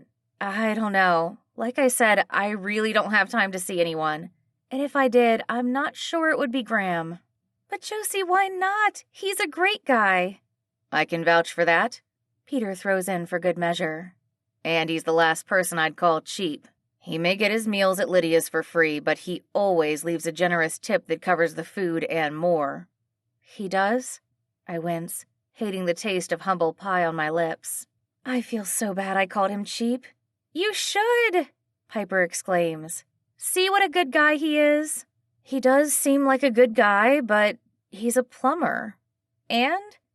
Yeah, and? Peter echoes. Do you have something against plumbers? No. Yes. Not against them personally, just against everything they see, touch, and smell. He won't be a plumber forever, Josie. That's true, Peter adds. He's talking about retiring soon. That's great, Piper declares. You can take plumbing out of the equation then. What matters is that you like him and he likes you. You don't know for sure that he likes me.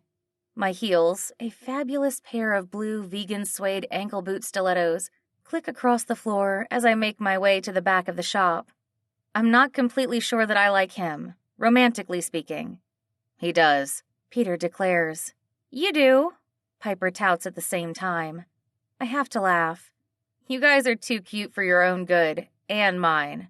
I'm hanging up now. You two stay out of trouble, you hear?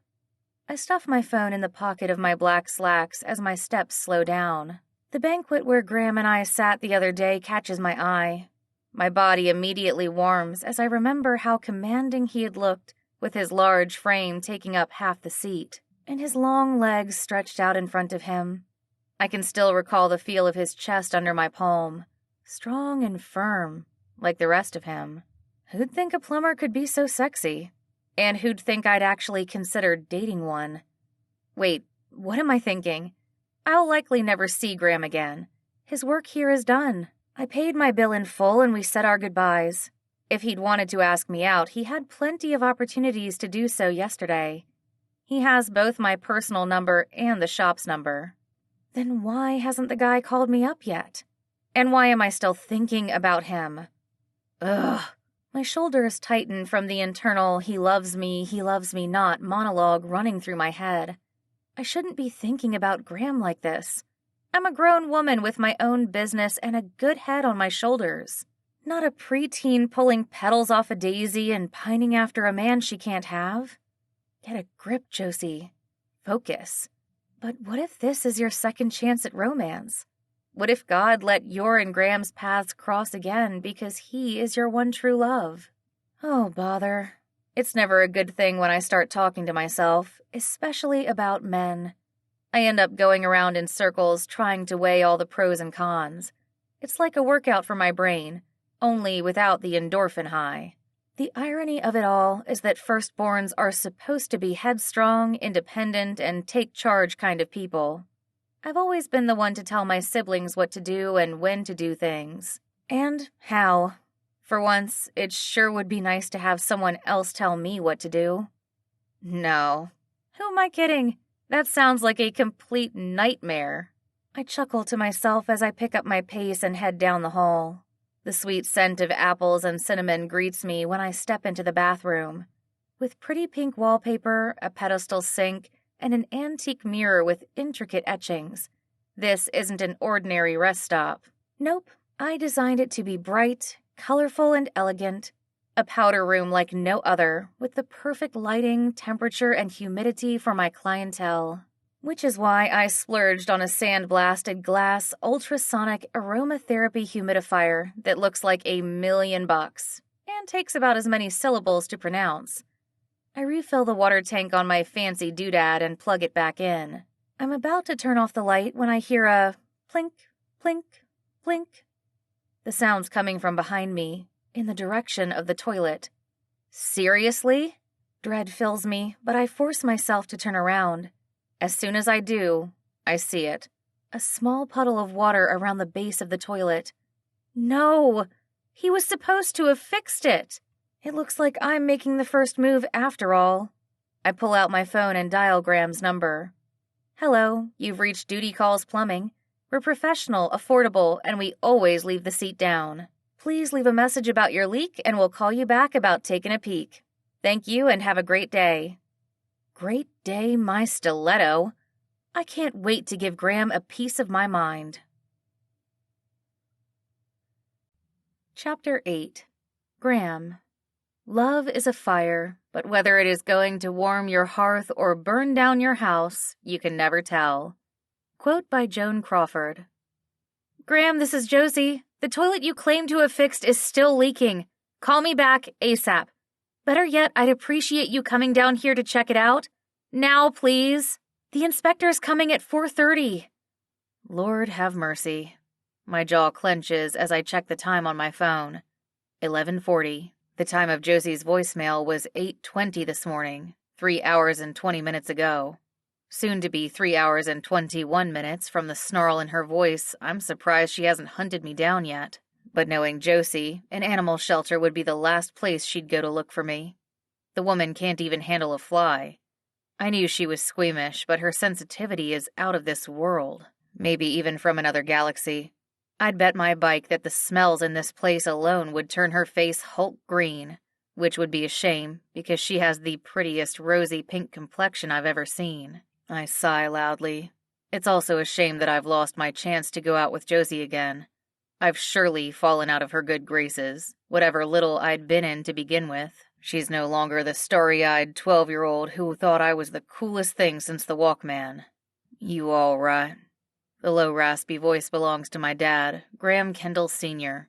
We're doing what we usually do on Wednesday mornings, volunteering together at Woof Animal Rescue. We usually spend a couple of hours socializing the cats or dogs, but today we got tasked with organizing paperwork for an adoption event, which for my organizationally challenged father means there's a lot more chatting than work being done. With a stapler in hand, he cocks his newly dyed, Elvis-inspired head of black hair to one side. Why the long face, son? I missed a work call from someone pretty important. Another glance at my phone reveals I've missed about a dozen texts from Josie, too. The latter half in all caps with almost as many exclamation points as the number of candles on my last birthday cake. I swallow hard, wondering how I'm going to salvage this situation. Do you mind if we call it a day here? I need to swing by a job on Berryessa Road and check on a leak. A life-threatening kind of leak from the sound of it. Let's go. Dad jumps to his feet and grabs his leather jacket off the chair back. Given that he's only 20 years older than me, people sometimes mistake us for brothers. Let me tell you that only one of us is pleased when that happens. He shoots me a cheeky grin. Does this job happen to involve a woman? Dad. I shake my head in disapproval. Dad recently started spending time with a lady friend who happens to be Peter's mother, who also happens to be the most sharp-tongued, laser-eyed grandmother I've ever met. I am not kidding when I say I'd fear for my dad if he ever got on her bad side. Aren't you seeing someone? I am, and I'm very happily committed to May.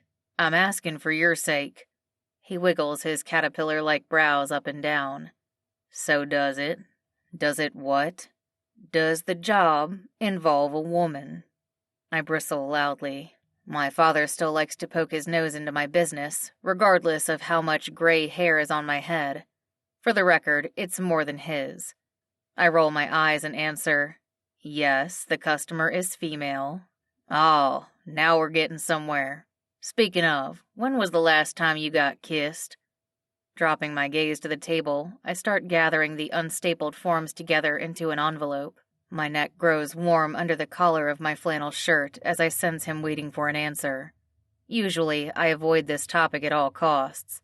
It's a sad reality when your dad can score a date easier than you. But that's to be expected when your old man was practically a hometown hero, all-star quarterback and prom king, then one of the boys in blue for nearly 50 years. Meanwhile, my biggest accolade was having a membership with my local CPA. That's California Psychological Association, not Certified Public Accountant. Not that the latter would get you very far with the ladies, except maybe during tax season. This is why I don't talk about relationships with my dad. Instead, I deflect with humor. I got kissed last week, right down the hall, in fact. He scoffs and follows me out of the volunteer office. Doggy kisses don't count. I'm talking about some heart-pumping, lip-locking action. With a woman. That's what I was afraid of. I mutter under my breath as I get busy typing a reply to Josie. I can hear you, Dad calls out from behind. Always the life of the party, he stops to say goodbye to the office ladies. Meanwhile, I send my text. Sorry for the delay. I'm on my way. Into cyberspace, and say a prayer that Josie is a forgiving woman. At the very least, maybe she'll appreciate the rhyme. I then decide to look up the nearest flower shop. It wouldn't hurt to bring something pleasant-smelling disguised as a please don't tank my perfect Yelp rating peace offering. When Dad catches up with me at the front door, he claps me on the back. What's wrong with me wanting you to find a good woman to settle down with? I won't be around forever, you know. I want to be sure you have someone in your life who'll keep an eye on you after I'm gone. I shake my head at his nonsense and hold the door open for him. Dad, we both know you're as healthy as a horse. You don't even have high blood pressure. It's because your mother, God bless her soul, took excellent care of me when she was alive. And these days May makes sure I take my vitamins every day and makes Chinese herbal soup for me every week. He gives me a pointed look as we step outside into the overcast day. Not 10 feet away sits his old Cadillac DeVille at the curb. He unlocks it and we both hop in. You know what the good book says, don't you? It's not good for us men to be alone. And you, son, have been alone for a long. Okay, Dad. Long. Are you done yet? Long time. His smirk grows wider. Now I'm done. I appreciate your concern, but I am fine being on my own. I'm an only child, remember? I'm used to it. I buckle myself in and sit back. Can we get going, please? Fine. The car rumbles to life under my dad's hands. I roll down the window and prop my elbow on the worn-out armrest. We're about to pull onto the road when the shelter door swings open. Mr. Kendall's? A young woman by the name of Janine runs toward us with both hands holding onto the end of a red leash. Attached to said leash is the largest dog I've ever seen. The Neapolitan Mastiff's head rivals hers and appears to grow in size the closer they get to the car. When Janine reaches my window, she bends down and gives us a hopeful smile. I hate to bother you guys, but would you mind taking Gus for the afternoon? His usual walker can't make it today, and if he doesn't get some lovin', he becomes a real grump. Sounds like someone I know. My dad mutters loud enough for me to hear. He shoots me an innocent smile before waving to Janine. Of course, we'd love to take him. We would. I normally have no qualms about taking a dog or a cat home. I've fostered a litter of kittens before, but I've never handled an animal this big, and all I can think about right now is getting to Josie's ASAP. I don't know if today's the best. Dad's out of his seat and opening the back passenger door before I can blink again. Hop in, Gus. Great, thank you. Janine transfers the leash and the tote bag hanging from her shoulder over to Dad. You guys are the best. I sigh and ask, is there anything we should know about him? Oh, yes. He sometimes gets a little carsick, so it's best to drive slow. Slow is not the word I want to hear right now, or carsick. But the bright side is that we're only 15 minutes away from Josie's shop, so by the time I get there, I'll only be 3 hours and 42 minutes late. Ugh. Forget bringing Josie flowers. A jewelry store would be a smarter choice. Thanks again, Janine waves. Have fun, Gus. The car shifts as our furry passenger comes on board. He pokes his head between the two front seats, giving me an earful of loud panting. With one paw on the center console, he leans over to douse my face with his warm, wet tongue. Dad laughs as he takes the driver's seat again. He likes you. I wipe my cheek with the back of my hand. I like him too. I'd like him more if he weren't making us late right now. All right. Don't get your tighty-whities in a knot. I wear boxers, Dad. Do you? I always thought you were a briefs kind of guy. Although I'd have to say that boxers are a much safer choice for your job. You already have enough leaks to deal with. You don't need cracks, too. He throws his head back with a laugh. Get it? The dad jokes never stop with this one. I growl through gritted teeth. Can we go? Yep, hold on tight. I grab onto the door handle as the car charges ahead. That's when I feel a huge paw clamp down on my forearm. Dad, not so fast. First you say go. Now you say stop. Make up your mind. Don't stop. Just slow down. Didn't you hear Janine? She said Gus gets car sick. I must have missed that part. No worries. I have a solution.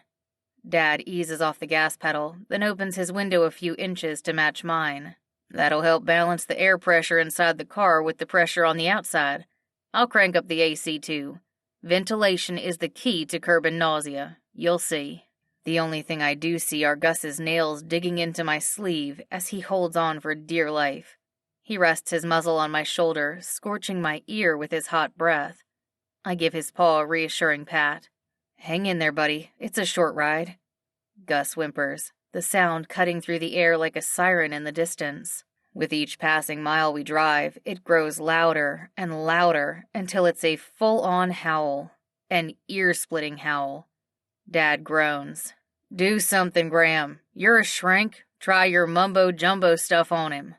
I told you before, I am a psychologist, not a psychiatrist. And he's a dog. It's not the same as treating a person. It can't be that different. Just tell him to take deep breaths and think happy thoughts. You tell him to take deep breaths and think happy thoughts. Arrgh! Before either one of us can say another word, poor Gus, whose dark fur seems to have taken on a green tint, lunges over the center console. With a twitch of his shoulders, his mouth flies open, and the contents of his breakfast spew out, right onto my lap. Gus proceeds to shower me with doggy kisses as the car lurches to a stop in front of Amour Toujours. Ooh la la. Whatever do I do now? Chapter 9. Josie. Women always worry about the things that men forget. Men always worry about the things women remember. Quote by Albert Einstein. I need someone to come out now. The city inspector's coming in 4.5 hours. I massage my temple with one hand as I hold my phone with the other. What started out as a tension headache is morphing into a monster of a migraine with each rejection I face. Have I mentioned I hate rejection? I mean, what girl wants to be told no a dozen times over in the span of an hour? Especially when you're offering to throw down some big bucks. If this were a real date, we'd be talking lobster and steak with a chocolate lava cake for dessert. Oh, that does sound good right about now. But nope. No matter how hard I beg and plead, no plumber within Yelp's bird's eye view from the boutique is willing to come out today. Sorry, ma'am. What about, next week? The guy on the phone sounds as enthusiastic as my teenage nephews do when I try to talk to them during a video game. Like Monday at 9? That's way early. Monday? Monday is not going to cut it, and 9 a.m. is not early, young man. The last plumber I had showed up at 7:30. Maybe you should call him up instead? I did, but he didn't answer. I left him dozens of voicemails and texts, too. Oh. He pauses. Did you try asking nicely? Excuse me? I'm just saying. Thank you for your advice, Dr. Phil, but I won't be needing your services. Goodbye. Right before I end the call, I hear him ask, Who's Dr. Phil? Ugh. Could this kid be right? Is Graham not returning my calls because I might have sounded a little strong in my messages? I'm just passionate, I reason with myself. Passionate about having things go my way. Who isn't? The real question is, how can Graham expect to run a successful business if he doesn't return his customers' calls and texts? But given that he has a perfect Yelp rating, that must mean that I'm the only one lucky enough to receive such plumb bad service. Pun definitely intended. I'm pounding and my head's fuming. I'm fuming and my head's pounding when the bell on the front door chimes. Finally, my jaw drops to see Graham walk in with the sheepiest look I've ever seen. We're talking a whole flock of ewes and rams set out to pasture, holding hands and singing Kumbaya. I want to be mad. I try to be mad, but his obvious regret takes my anger down a few notches. It's also hard to be upset at a man who makes your heart do flips and tumbles by merely existing. And the fact that he's here to rescue me during my darkest moment of leaky despair fills me with so much hope and gratitude. I don't have room for any more ill will. I'm ready to burst out with a ceremonious rendition of Graham Had a Little Lamb when my gaze falls on his bottom half, the half that's wearing some kind of blue and green plaid makeshift kilt. What the... With his long legs, he reaches me before I can speak a word, which isn't a hard task to do, considering how surprised I am. I'm so sorry, Josie. I came as fast as I could. Once we're face to face, I give him a thorough look over. He has on a regular cotton t-shirt and white socks and brown loafers, but his hairy calves fall into the "one of these things isn't like the other" category. I have so many questions, one being how he stays so tan in the middle of winter, but we have a toilet that needs fixing, so I force my gaze up to meet his gorgeous blue eyes. I'm so glad you're here. Do you know how hard it is to get someone to come out on such short notice? I've called up literally every plumber on Yelp, none of whom have a perfect rating like you do, other than being a little unresponsive and late, which I'm sure you have a good explanation for. You've more than proven that you're the most reliable in your business. He smiles gratefully. I'm relieved you're not upset, Josie. I have to admit, from the way your voicemails and texts sounded, I expected a lot worse. I appreciate you being so gracious and understanding. This is a welcome worthy of a war hero. Well, in my book, dealing with plumbing issues is on par with going to war. We share a chuckle, and for the first time in hours, my lungs expand easily again. That's when a strange odor invades my nose. It's reminiscent of wet socks, dirt, and farm animals. Lots of farm animals. I take a step back and bump into the counter. Are you sure that you haven't been to war already? What is that smell? Oh, that. I just came from the animal shelter. That's where I volunteer with my dad on Wednesdays, and why I had my phone on silent. Oh, okay. We got asked to take a dog out for the afternoon, and poor Gus got carsick on the way over. His breakfast unfortunately landed in my lap. His breakfast? Why was he eating in the car? No, I'm talking about the kibble that had been in his stomach. The Ew, stop. I shudder as a chill runs through my body. I get your point. Sorry. Graham holds his hands up and nods. Anyhow, that's why I had to change out of my jeans and wear this instead. I didn't think you'd appreciate me coming in here covered in, you know what. Don't worry, I'm decent in the back, I promise. I had my dad check to be sure. My eyebrow muscles get the work out of their lives as I digest what Graham just said. What you're telling me is that you're not celebrating some kind of Scottish holiday today, and the thing around your waist is actually a shirt? Right. Why didn't you go home and change first? Because that would have taken another half an hour, and based on the last text you sent me, the one with the red, grumpy face emoji, I figured you wanted me to come over ASAP. Actually, make that yesterday. He teases with a twinkle in his blue eyes. So, here I am. I hope you don't mind. Mind? Not at all. Hearing that Graham put aside his own comfort for me has me swooning. Or it might be the fact that he's standing in front of me in his undies. I have grand visions of Wolverine dancing across the marble floor, risky business style. But the outfit aside, it's his thoughtfulness that impresses me the most. I'm really touched that you chose my needs over your own. Thank you, Graham. It's nothing. I know how important this opening is to you. I'm here to make sure you're flushed with success before Saturday. I groan at his pun, but I do it with a smile. I appreciate it. He points toward the back of the boutique. Why don't I go take a look and see what the problem is? Please do. I can't have any leaks when the inspector comes today. Right. I'll get on it. When he strides past me, I catch a glimpse of his backside. It's just as he said. His shirt provides enough coverage so all I see is about 4 inches of fabric. I'm disappointed to find out that he's wearing boxers, not briefs. At least they're not boring, solid-colored boxers. His are teal with a fun sushi print featuring all of my favorites: salmon nigiri, California rolls, and tamago sushi. The sight is enough to make my mouth water. I'm talking about the sushi, not Graham. Okay, to be honest, maybe Graham too. But before my eyes can stray too far, I force my gaze away. I fan my flaming cheeks and take a deep breath. Here I go again, crushing on Graham. Except that the feelings I had for Graham when I was young are nothing like what I feel for him now. It's not so much an infatuation as it is an appreciation. A deep appreciation. I didn't think it was possible for Graham to get more attractive. But he has. Not because of his sexy beard and sweet smile, but because of his heart. He's so generous and kind and funny, with a good sense of who he is. Those are ultimately the traits that matter in a man, not what he does for a living. Honestly, Graham has all the qualities that could make me fall for him. Qualities that have made me fall completely head over stilettos for him. My heart leaps wildly in my chest. I think I want to date a plumber. Not just any plumber. I want to date Graham. Josie, Graham calls out as he emerges from the hallway. I found the culprit. What is it?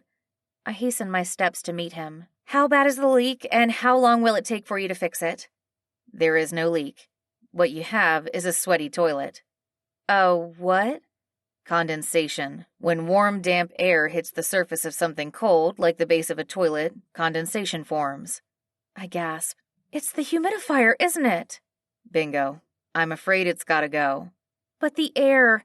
I need to keep the humidity at 60% at all times, especially during the winter. We can't have my brides leaving here with dry skin. Are you serious? He quirks a brow as he studies my face. Oh boy, you are. Of course I am. What are our options? There must be something you can do. Well, let's see.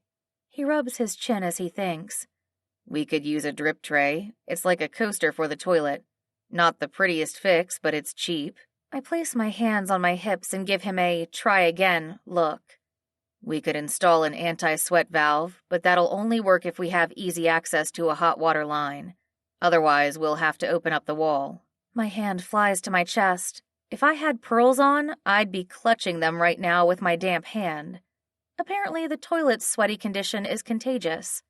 I consider my options, then come to the painful realization that I have to pick my battles. Fine, I'll get rid of the humidifier. Hold on, there's actually a fairly easy fix for this. We can insulate the inside of the tank to prevent it from getting too cold. Yeah? You can do that? Yep, we just have to empty the tank, dry it out, then glue in the insulation. Do you happen to have any bubble wrap lying around? I do. Great. The only other thing we need is silicone sealant. I have some at home. That sounds easy enough, but can you do it? I glance at my watch. In less than 4 hours? Is that possible? Of course it's possible. I'll have it done in less than 2. That's including the time spent driving home and back. You're a lifesaver, Graham. I knew you'd come through for me. I'm so giddy with excitement, I start bouncing up and down on my heels. The bounces turn into hops, and soon I'm jumping and turning around in place and having a grand old time, thanking God for bringing Graham back into my life. When my left ankle suddenly gives way, I lose my balance and start falling backwards. Whoa there. With the suaveness of Superman, Graham scoops me up and holds me to his chest. I've got you, Josie. Oh, we're practically nose to nose now, and all I can think about is how safe I feel and how good he smells. Oh, so good. Graham smiles at me. Thanks. Huh? You said I smell like a garden. I did? I'm in such a daze, I don't even realize I blurted my thoughts out loud. I mean, you do. How do you smell so good? I used those fancy wet wipes you have in the bathroom. I'm impressed they're biodegradable. I croak out the first word that pops into my head. Bamboo. Come again? They're made from bamboo, the wipes. That's how they're biodegradable. Yeah? I learned something new today. His grin widens. I have a feeling I could learn a lot from you, Josie child. I'm so glad we reconnected. Me too, I nod, willing myself not to blink, because if I do, I'll miss out on the tender way that Graham's looking at me. The way a man looks at a woman he wants to share wonton soup with and take on motorcycle rides into the sunset. A look that has me wondering if he might want to kiss me as much as I want to kiss him. His gaze keeps dropping to my mouth, and there's such a look of pure desire in his eyes. I'm sure it's only a matter of seconds before our lips. Gus, no! We both turn toward the front of the boutique where a man and the world's largest dog are running in, headed straight for Graham and me. Chapter 10. Graham. Don't let aging get you down. It's too hard to get back up. Quote by John Wagner. Lord have mercy. I throw up the quickest prayer I can manage the instant I spot Gus. All the hair on my arm stands up as I watch him shoot across the store. 180 pounds of black fur, 2 flappity-flappy lips, 1 bright pink wagging tongue. He gallops with the finesse of a drunken pirate who just discovered hidden treasure. Us. I barely have time to cringe and squeeze one eye shut when Gus makes impact. Boom. Thud. Crud. My knees buckle, taking me and Josie, who is clutching onto me for dear life, down in one fell swoop. I land, oh so ungracefully, on my backside. The backside that's going to need years of therapy to recover from today's humiliation. Josie falls on top of me, her soft red curls tickling my cheeks as our foreheads touch. Being this close to her is like a dream, powerful enough to make me forget about the stiffness in my joints and the icy cold feeling of the marble tile on my bare legs. But my dream turns into the stuff of nightmares when Josie screams loud enough to shatter my eardrums. Ah! Josie flails about, all the while hiding her face in the crook of my neck. Get it off! It's licking me! It's eating me alive! Gus, come here, boy. My dad's laughter echoes around me. Don't worry, miss, he's just saying hello. Dad must have pulled Gus away, because his doggy scent fades a little, along with the sound of his panting. With a grunt, I lift myself up, bringing Josie along with me until we're both sitting. That's when I see Gus and my dad standing a few feet away, both attempting to look innocent. Attempting being the key word. Dad. He holds up a hand. Before you say a word, son, can I just say what a nice setup you have here, miss. Real high-end and classy. Oh, you're Graham's dad! Josie scrambles to her feet and smooths her skirt into place. With her face as red as her sweater, she smiles sheepishly, like she just got caught making out with me, which clearly did not happen. Hi, Mr. Kendall, I'm Josie. It's nice to meet you. Likewise. I'd come over and give you a hug, but I think Gus here did enough of a greeting for both of us. Dad, what happened to staying in the car? I can't help the edge in my voice. My adrenaline's worn off, and the pain in my tailbone is increasing twofold. It also hits me that my old man possibly stole my one and only chance to kiss Josie. I was so close, too. He better have a good reason for the interruption. I took Gus out for a tinkle, then got inspired myself. He grins at Josie. Do you have a powder room I can use? Yes, it's right down the hall. Great. Dad brings Gus over to me and hands me one end of the leash he just hooked onto his collar. If only he had done that a minute ago before setting Gus loose. He gives me a playful wink and remarks all too loudly. Now I know why you were in such a rush to get over here. I'll take my time so you two can sneak in some more kissing. Dad. He walks off chuckling, leaving me mortified and horrified. 2 words that have a lot more in common than the number of syllables they share. Mortified because the look on Josie's face tells me my lips will never have the privilege of touching hers. Horrified because I literally cannot get off the ground. Wow, does Gus have game? The dog must be a mind reader because his tail's spinning around and round like the blades of a helicopter. He pounces on my lap and licks my face like I'm a walking milk bone, sans the walking part. If I weren't in such pain, I'd give him a high five. or high paw for his awesome tackling skills. But my 53-year-old body is not what it used to be. I can only wince and give his back an awkward pat. Are you okay, Graham? Josie asks while keeping a safe distance from us. I can't help but wonder if she fears being close to me or Gus more. She bites her lower lip and eyes me with concern. Do you need help getting up? I'm fine, just taking a little breather. I give her a quick once-over. How about you? You didn't get hurt when we fell, did you? No, not at all. You cushioned the fall for me. That's good. I breathe a sigh of relief. I'd rather my bum be injured than Josie's. In its current condition, it fits right in place with my sorely bruised ego. Sorry about the fiasco just now. I'm sure a dog is the last thing you want in your shop. As soon as my dad's done, he'll take Gus out of here. It's okay. I mean, as long as Gus doesn't go near the gowns, the banquets, or the rugs, it's all good. Banquets? Are you talking about tables? Banquets are what you call the upholstered benches. It's French. Oh, like kohlrabi. She offers me an amused smile. No. Kohlrabi is actually German. Oh, right. I knew that. I rub a hand along my beard, feeling about 2 inches tall. It doesn't help that I'm only half my height while sitting, so I really am on the shorter side, especially with the mile-high heels Josie always wears. Man, her collection of shoes is something else. She wears a different pair every time I see her. And not only that, they look pricey. We're talking on the same level as banquets and whatever it's called. If there was ever an analogy for how incompatible we are, it's our choice in footwear. A woman like Josie deserves a man who wears genuine leather shoes, not the worn-out loafers I bought back when Velcro wallets were still in style. That's when it hits me. What world am I living in, thinking she'd want to kiss me earlier? That'd be about as likely as her wanting to kiss Gus. It's time to face the facts. Josie Child and I would never work out. You guys done kissing yet? My dad pokes his head from the hallway and does a double take. Scratching his head, he walks over to us. What are you still doing on the floor, son? You can't expect Josie to join you there. Wouldn't the couch be more comfortable?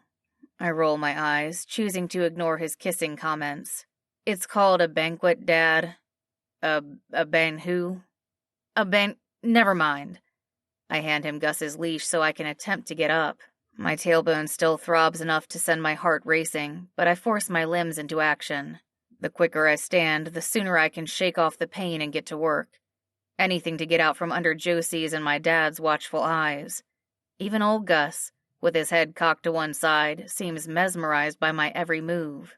Or it could be that he's never seen a human move so slowly before.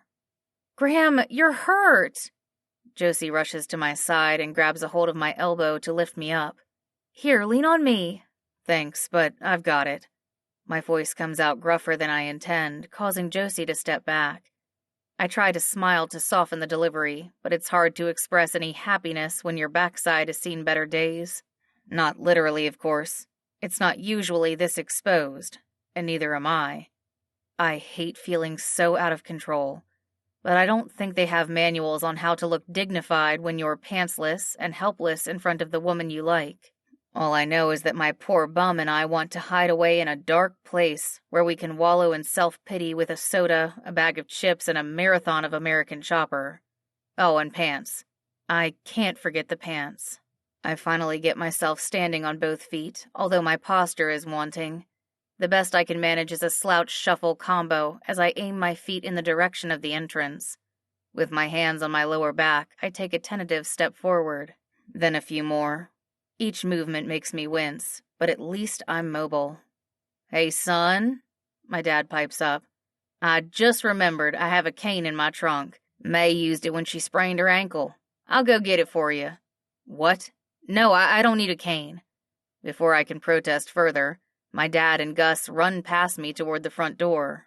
I stare at their backs, stewing in frustration and envy. The least they could have done was walk, but no, they had to run. Way to rub it in, Dad. You don't look so good, Graham. Josie's at my side, her forehead creased with concern. You should get it checked out. Get what checked out? I huff out between painful shuffles. I'm fine. Your tush. You might have fractured your coccyx. My what now? I shake my head. I don't have time for this. I have a toilet to insulate. You can't work in your condition. Forget about the toilet. I said I'd insulate your toilet, so I'm gonna insulate your toilet. But I don't want you to. She tosses her hair over her shoulder. Why are you being so stubborn? I'm being stubborn. You're the one who insists on putting a humidifier in the bathroom. Josie gasps and throws her hands on her hips. If you didn't think it was a good idea, why didn't you say so? I tried, but you were so adamant about keeping things fancy. Everything about you is fancy. Your words, your food, and your clothes, and those shoes. How are the rest of us mere mortals supposed to keep up? What are you talking about? Oh, lovebirds. I'm back. My dad saunters into the shop with Gus and a cane in tow. He hands the latter to me with a cheeky grin. What I miss. I turn the cane over in my hands and contemplate a dozen uses for it, other than showing off my seniority. But since it's the fastest way to get me out of this place, I push aside my pride and put it to use. With the grittiest, toughest voice I can muster with my banged-up behind, I call out over my shoulder, "I'll be back." Then I make like a sloth and exit the building. Chapter 11. Josie. A little less fight and a little more spark. Close your mouth and open your heart. Quote by Elvis Presley. What just happened? I exchange concerned looks with Mr. Kendall as we watch Graham walk through the front door. Well, to call it walking is generous. The poor guy moves like he got hit by a train that took off with his pants.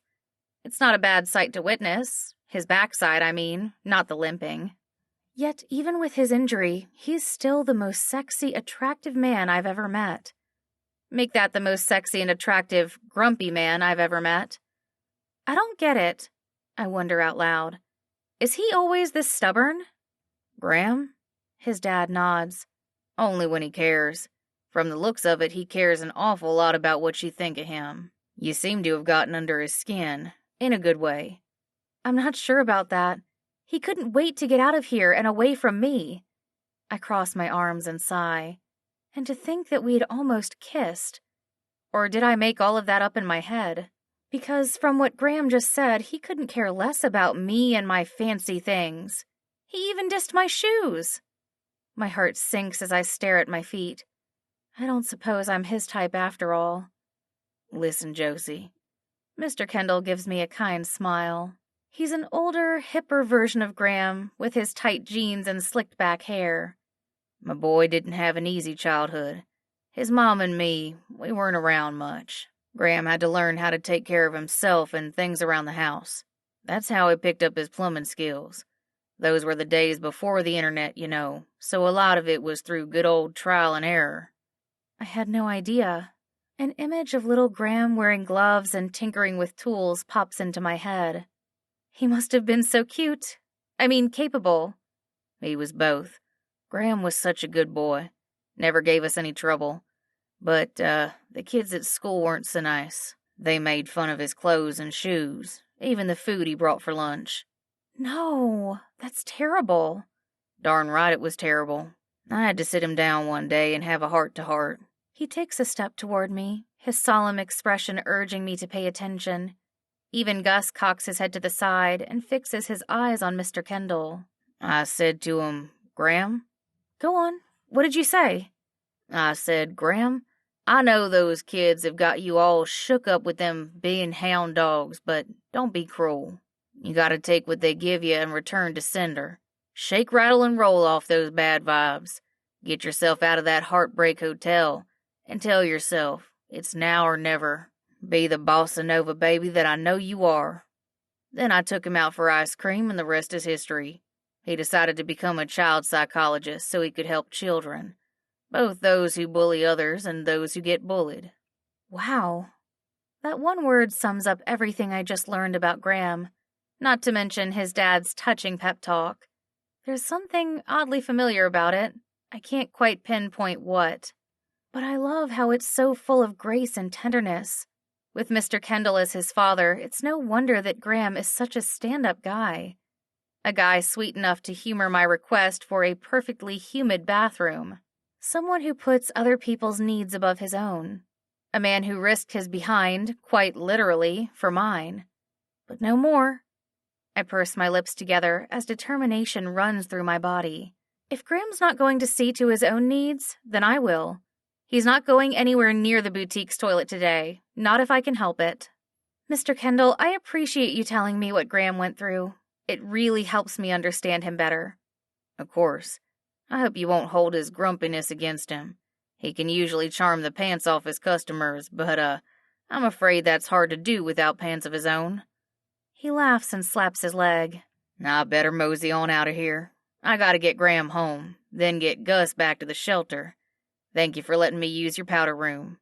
You're welcome. I follow Mr. Kendall and Gus to the entrance, stopping them before they step outside. Will you do me a favor? He pauses with one hand on the gold door handle. Sure thing. Anything for the woman who's won over my son's heart. Oh, I don't know about... Trust me, Josie. I saw the way he looked at you when he held you in his arms, like you were holding a precious lock of the king of rock and roll's hair. It finally hits me why his pep talk sounded so familiar. Elvis! That's who you remind me of. He curls one side of his lip up and winks. Thank you. Thank you very much. His spot-on imitation makes me smile. Say, Mr. Presley, would you please talk to Graham for me? Tell him he's in no condition to work today. Let him know I will figure things out. I'll try, but I doubt if he'll listen to me. Then drive extra slow or take the scenic route to his house. Do whatever you have to do to make sure he stays far, far away from the boutique today. He's not allowed to come back, you hear me? He gives me a firm salute. Yes, miss. I'll do what I can. I do my own lip curl and answer. Thank you. Thank you very much. I love it. A woman after my own heart. Mr. Kendall blows me a kiss as he exits. Once I'm alone again, I take a deep breath and gather my thoughts. With the inspector coming in T-minus 4 hours and 7 minutes and no plumber in sight, I have two choices. Get rid of the humidifier or insulate the toilet myself. Gulp. A chill runs down my spine. There is no way I'm going near that tank. No way. That would involve me lifting the lid to peer inside, which would require me to touch it. I shudder involuntarily at the idea. The toilet may be called a porcelain throne, but there is nothing royal about it. Come on, Josie. You're a grown woman. You've handled worse. Remember all those diapers you changed? I squeeze my eyes shut as my internal pep talk continues. You can do this. You've gotten your hands dirty before? Yes, and I loathed it. I tap my perfectly manicured and moisturized fingers on the counter. But it might not be so bad with gloves on. Make that 2 pairs of gloves on. It's just water. Isn't toilet water clean enough to drink? My mouth contorts in disgust. I firmly draw the line at consumption, but coming in contact with a drop or two of toilet water won't kill me. More importantly, you can show Graham you're not as fancy as he thinks you are. My chest twinges. I know exactly what Graham went through as a kid because I had been teased too. Teased for not wearing name-brand clothes, for bringing the same peanut butter and jelly sandwiches every day, for using the same backpack year after year. I suppose that's why I try so hard to be fancy now. But I do know that fancy is overrated. Material things won't last forever, and when all is said and done, I'd rather be less than fancy with Graham than be fancy on my own. With my mind made up, I ask God for strength and courage to tackle this project. Ding! I open my eyes at the sound of the bell on the front door. In walks one of my dearest friends, Cassie, with her auburn hair pulled back in a ponytail. The two of us are about as opposite as two people can be in terms of our wardrobe. As a single mom and soap store owner, she lives in casual clothes. She's also the most handy woman I know, and possibly the answer to my prayers. I run over and greet her with a hug. Cass, tell me you've fixed a toilet before. Her gray-blue eyes blink in surprise behind her round frames. I've fixed a toilet before? I mean, I've changed out some things, but I'm no expert. Yes! I cry out with joy. Who cares that Cassie's voice and expression are less than certain? All I know is that she has more experience than me, and that's what counts. You have to help me insulate mine. Right now? Yes, right now. I'd love to, Josie, but I'm on my way to a parent-teacher conference. I just came to drop these off. I take the trifold brochures she hands me as my stomach dips in disappointment. Oh, thanks. She frowns. Is it still okay for me to advertise my soaps in your boutique? I came up with some designs that'll work well as bridal shower and wedding favors. But if you don't think it's a good idea, of course it's okay. I can't wait to pass these out for you. Cassie's as meek as I am bold, but she's used to being direct, especially when it comes to her clothes. But Cass, what is not okay is your outfit. You can't go to the conference wearing that. I can't? But these are my best sweats. There's not a single stain on them. But they're sweats. You want to make a good impression with Levi's teacher, especially since he's been in the principal's office a lot lately. Cassie blows a wayward curl out of her eyes. I guess you're right, but I don't have time to go home and change. An idea dawns on me. You don't have to. I have the perfect solution for both of us. I don't know if I like the sound of that. Trust me, when have I ever led you astray?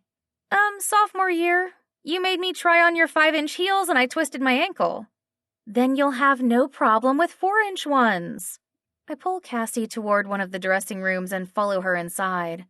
While I give her the abridged version of my toilet saga, we both shed our outfits. After 5 minutes of groaning and primping, definitely more groaning on her part, we emerge wearing each other's clothes. She looks like a walking ad for Talbot's, and I, a gym rat, minus the perspiration, thank goodness. Thanks, Josie. I'll come back after the conference to switch clothes with you, Cassie says on her way out. No worries. Standing on my tiptoes now that I have traded my stilettos for her sneakers, I reach up to give her a hug. On second thought, just hold on to them. I'll have to wash yours after I tackle the toilet situation. We can switch back another day. Okay.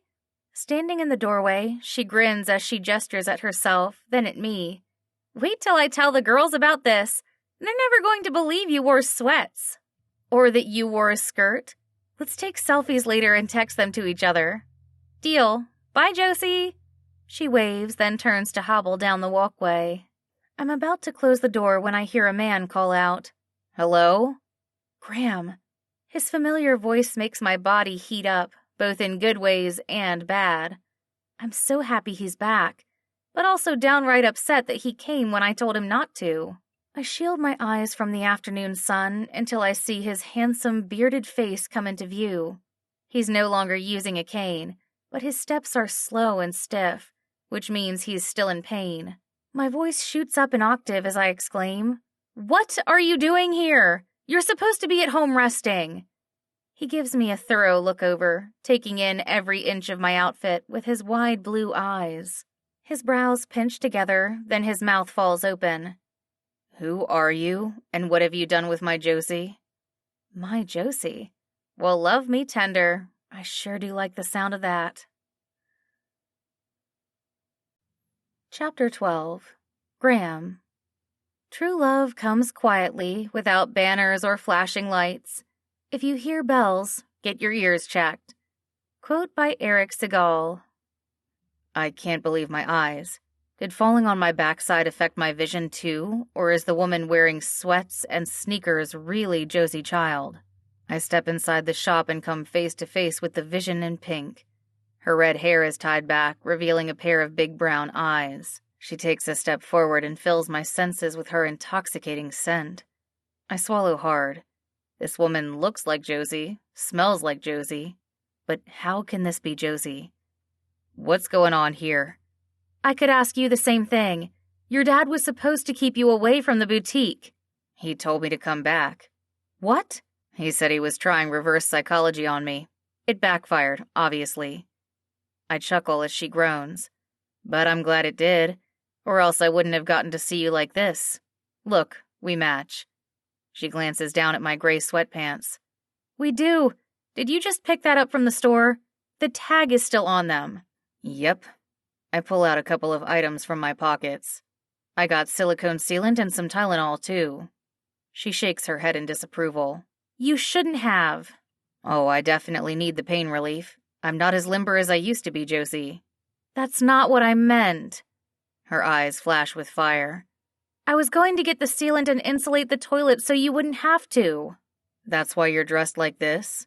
Yes. See, I'm not as fancy as you think I am, Graham Kendall. I choke back a laugh and glance up at the chandelier hanging over us that looks fit for a castle. Fine, she relents with a smirk. So I'm a little fancy, but I don't mind less fancy things, like these sweats. They're kind of growing on me. And these shoes, they're so comfortable. They would look better with some bling on them, though. I listen to her go on and on about all the other things she would do to improve those sneakers, as I grin like a fool. I'm awestruck by Josie. Her outfit does nothing to hide her beauty. It actually enhances it. These casual clothes allow her to relax and her heart to shine. I'm blown away that she cares about me so much to have put aside her own needs for mine. It almost makes falling on my backside worth every ache and pain I endured the past half hour. Scratch that. It absolutely was worth it. What is it? Josie's expression turns uncertain. Why are you staring at me like that? I'm staring because you're beautiful. You're stunning, Josie. I'm not talking about your clothes or your shoes. You could wear a potato sack if you wanted to. It's your heart and how good you are to me.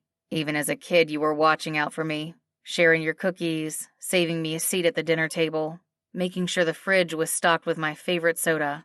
You always thought of me. I had such a big crush on you then, she groans. I'm just thankful that you didn't laugh at me or blow me off. What, and risk getting my head bit off? I didn't dare. She narrows her eyes at me, not in the least amused. I'm joking. I appreciate everything you did for me then, and now. You dressing up or down in your case, and deciding to tackle the toilet problem so I wouldn't have to, is just about the most romantic thing you could do in my book. It is?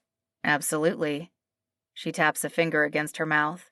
Even more romantic than when I gave you my bunny to sleep with? Much more romantic. What about when I proposed to you? I pretend to ponder her question. Even more than that. What if I proposed to you now? Say what? Her eyes sparkle with mischief. I'm kidding. I don't have time to propose. I have a toilet to insulate. She holds her hand out. Sealant, please. Her cheeky smile makes me laugh. The woman keeps on surprising me in the best of ways. I can't believe how much has changed just in the few days that Josie's come back into my life. I thought I had everything figured out by now. The future, my retirement, and most of all, bachelorhood. But I should have known that God would keep me on my toes. Even in midlife, His blessings keep on coming. This one in the form of a beautiful, vivacious redhead has got to be the best gift yet. She's everything and more that I could have asked for in a companion, and I can't wait to see what life with Josie will bring. Starting now. I place one end of the tube in her palm and hold on to the other end. As soon as she closes her fingers around the plastic, I tug on the sealant, bringing Josie a step closer. Graham, what are you doing? Before we get to work, I was wondering if you have time to pick up where we left off earlier. Earlier? Her lips curve into a knowing smile. Oh, you mean before we got interrupted? I eagerly nod. You know, I always wondered why I didn't meet anyone I wanted to settle down with. It turns out I just wasn't done waiting yet. But now that you're here... Placing a hand on my chest, she tilts her chin up to look at me. You're done waiting? I take her hand and place a kiss on each of her fingers. I'm so done. Charred, burned, scorched. I'm all that and more. I have waited an awfully long time for you, Josie child. That must be why you're so smokin' hot, Graham Kendall. Laughter dances in her eyes. Oh wow, that was corny. What are you doing to me? Making you happy, I hope. Oh, definitely yes. She throws her arms around my neck. Thank you for waiting for me. And to answer your question, yes, I would very much like to pick up where we left off. Her fingers play with the hair at the back of my neck, sending tingles along my skin. The way she looks at me makes me feel 20 years younger. If only I was as flexible as a spring chicken. I wish I could carry you in my arms again. Don't you dare even try. At least not until your back heals. Then you can carry me whenever and wherever you like. Yes, ma'am. Until then, I wrap my arms around her waist and pull her flush against myself. A gasp escapes my lips the moment her curves meld to my body. Heat erupts from my core, traveling all the way up to my neck. My heart races like I'm flying down the freeway on my bike, and this is all before our lips meet. Lord have mercy.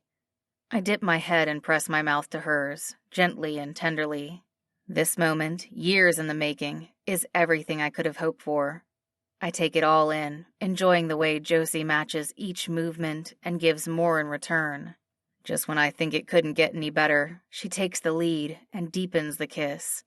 One taste of her sweetness has me sunk. When we finally pull apart, I'm seeing stars. You're flushed, Graham. Josie presses her palm to my forehead. Are you feeling okay? I am more than okay. I haven't felt this alive in years. Your kisses are better than any multivitamin on the market. My backside's feeling better already, too. Yeah? I'm feeling good enough to tackle that toilet installation. Oh, thank God. Her smile widens. I would really appreciate the help. I have no idea what I signed up for, and the thought of doing it alone makes me weak in the knees. You sure it wasn't the kiss? It very well could be the kiss, 'cause that was a spectacular one. I agree. I laugh and pull her close. Don't worry about going near the toilet. I've got it covered. It's a good thing you're dating a plumber now. She beams. It's a very good thing I'm dating a plumber. Chapter 13. Josie. The best thing to hold on to in life is each other. Quote by Audrey Hepburn. Today's the day. I don't know which I'm more excited about, the official grand opening of my bridal boutique or having my boyfriend celebrating it with me by my side. Okay, it's not even a competition. It's definitely the latter. While Graham's not literally next to me at the moment, I can hear him whistling from the other end of the boutique. His snappy, happy tune echoes in the hall as he heads toward the restroom for one final walkthrough. Thankfully, the toilet installation went off without a hitch, and the inspector gave his stamp of approval. So now we have the city's blessing to open the doors. I also hired 2 amazing women, both fashion design majors, to help me manage the floor and stockroom. They've been here since 8 this morning, overseeing some last-minute details and making sure everything goes according to plan. So, why am I still so nervous? My stomach is home to what feels like a 16-pound bowling ball. The sinking sensation keeps me rooted in place in my jeweled gold stiletto pumps. I take a deep breath, but the tightness in my chest keeps me from getting enough air. Somehow, I manage to hobble over to the banquet just in time to let it catch me, jello limbs and all. I close my eyes and focus on the rhythm of my heart. With each beat, I say a word of prayer. Please, help me, God. All the stress of the past few weeks must have built up in my body, sending it into a state of hyperdrive. I feel like a ticking bomb about to blow. Or implode, I'm not sure which. All I know is that I could really use some oxygen right now. Josie, what's going on? Talk to me. Graham's rich, sexy voice penetrates the cloud of confusion surrounding me. I can't believe I get to listen to it, to him, whenever I want to. The sound is like liquid chocolate to my ears, coating my nerves with a layer of ooey-gooey sweetness. I inhale his masculine scent and feel my shoulder muscles loosening. Forget aromatherapy oils. I have half a mind to switch out the apple pie fragrance in the restroom humidifier for Graham's cologne. I could smell it all day, every day. Ow! Pat, pat, pat. Graham! I exclaim as I open my eyes. My sweet daydream has been rudely interrupted by a Swedish massage to my face. I like the tapotement technique when it's applied to my back, but not so much on my cheeks. What are you doing? Graham grins, his blue eyes sparkling with mischief. Just checking to make sure you're alive. A smart woman taught me that trick. I'm speechless for a good 5 seconds before my indignation fades and laughter overtakes me. The silliness of the situation and the memory it brings back has me in stitches. I hold my sides and hope the stitching, pun intended, of my blush-colored dress holds together with all my shaking.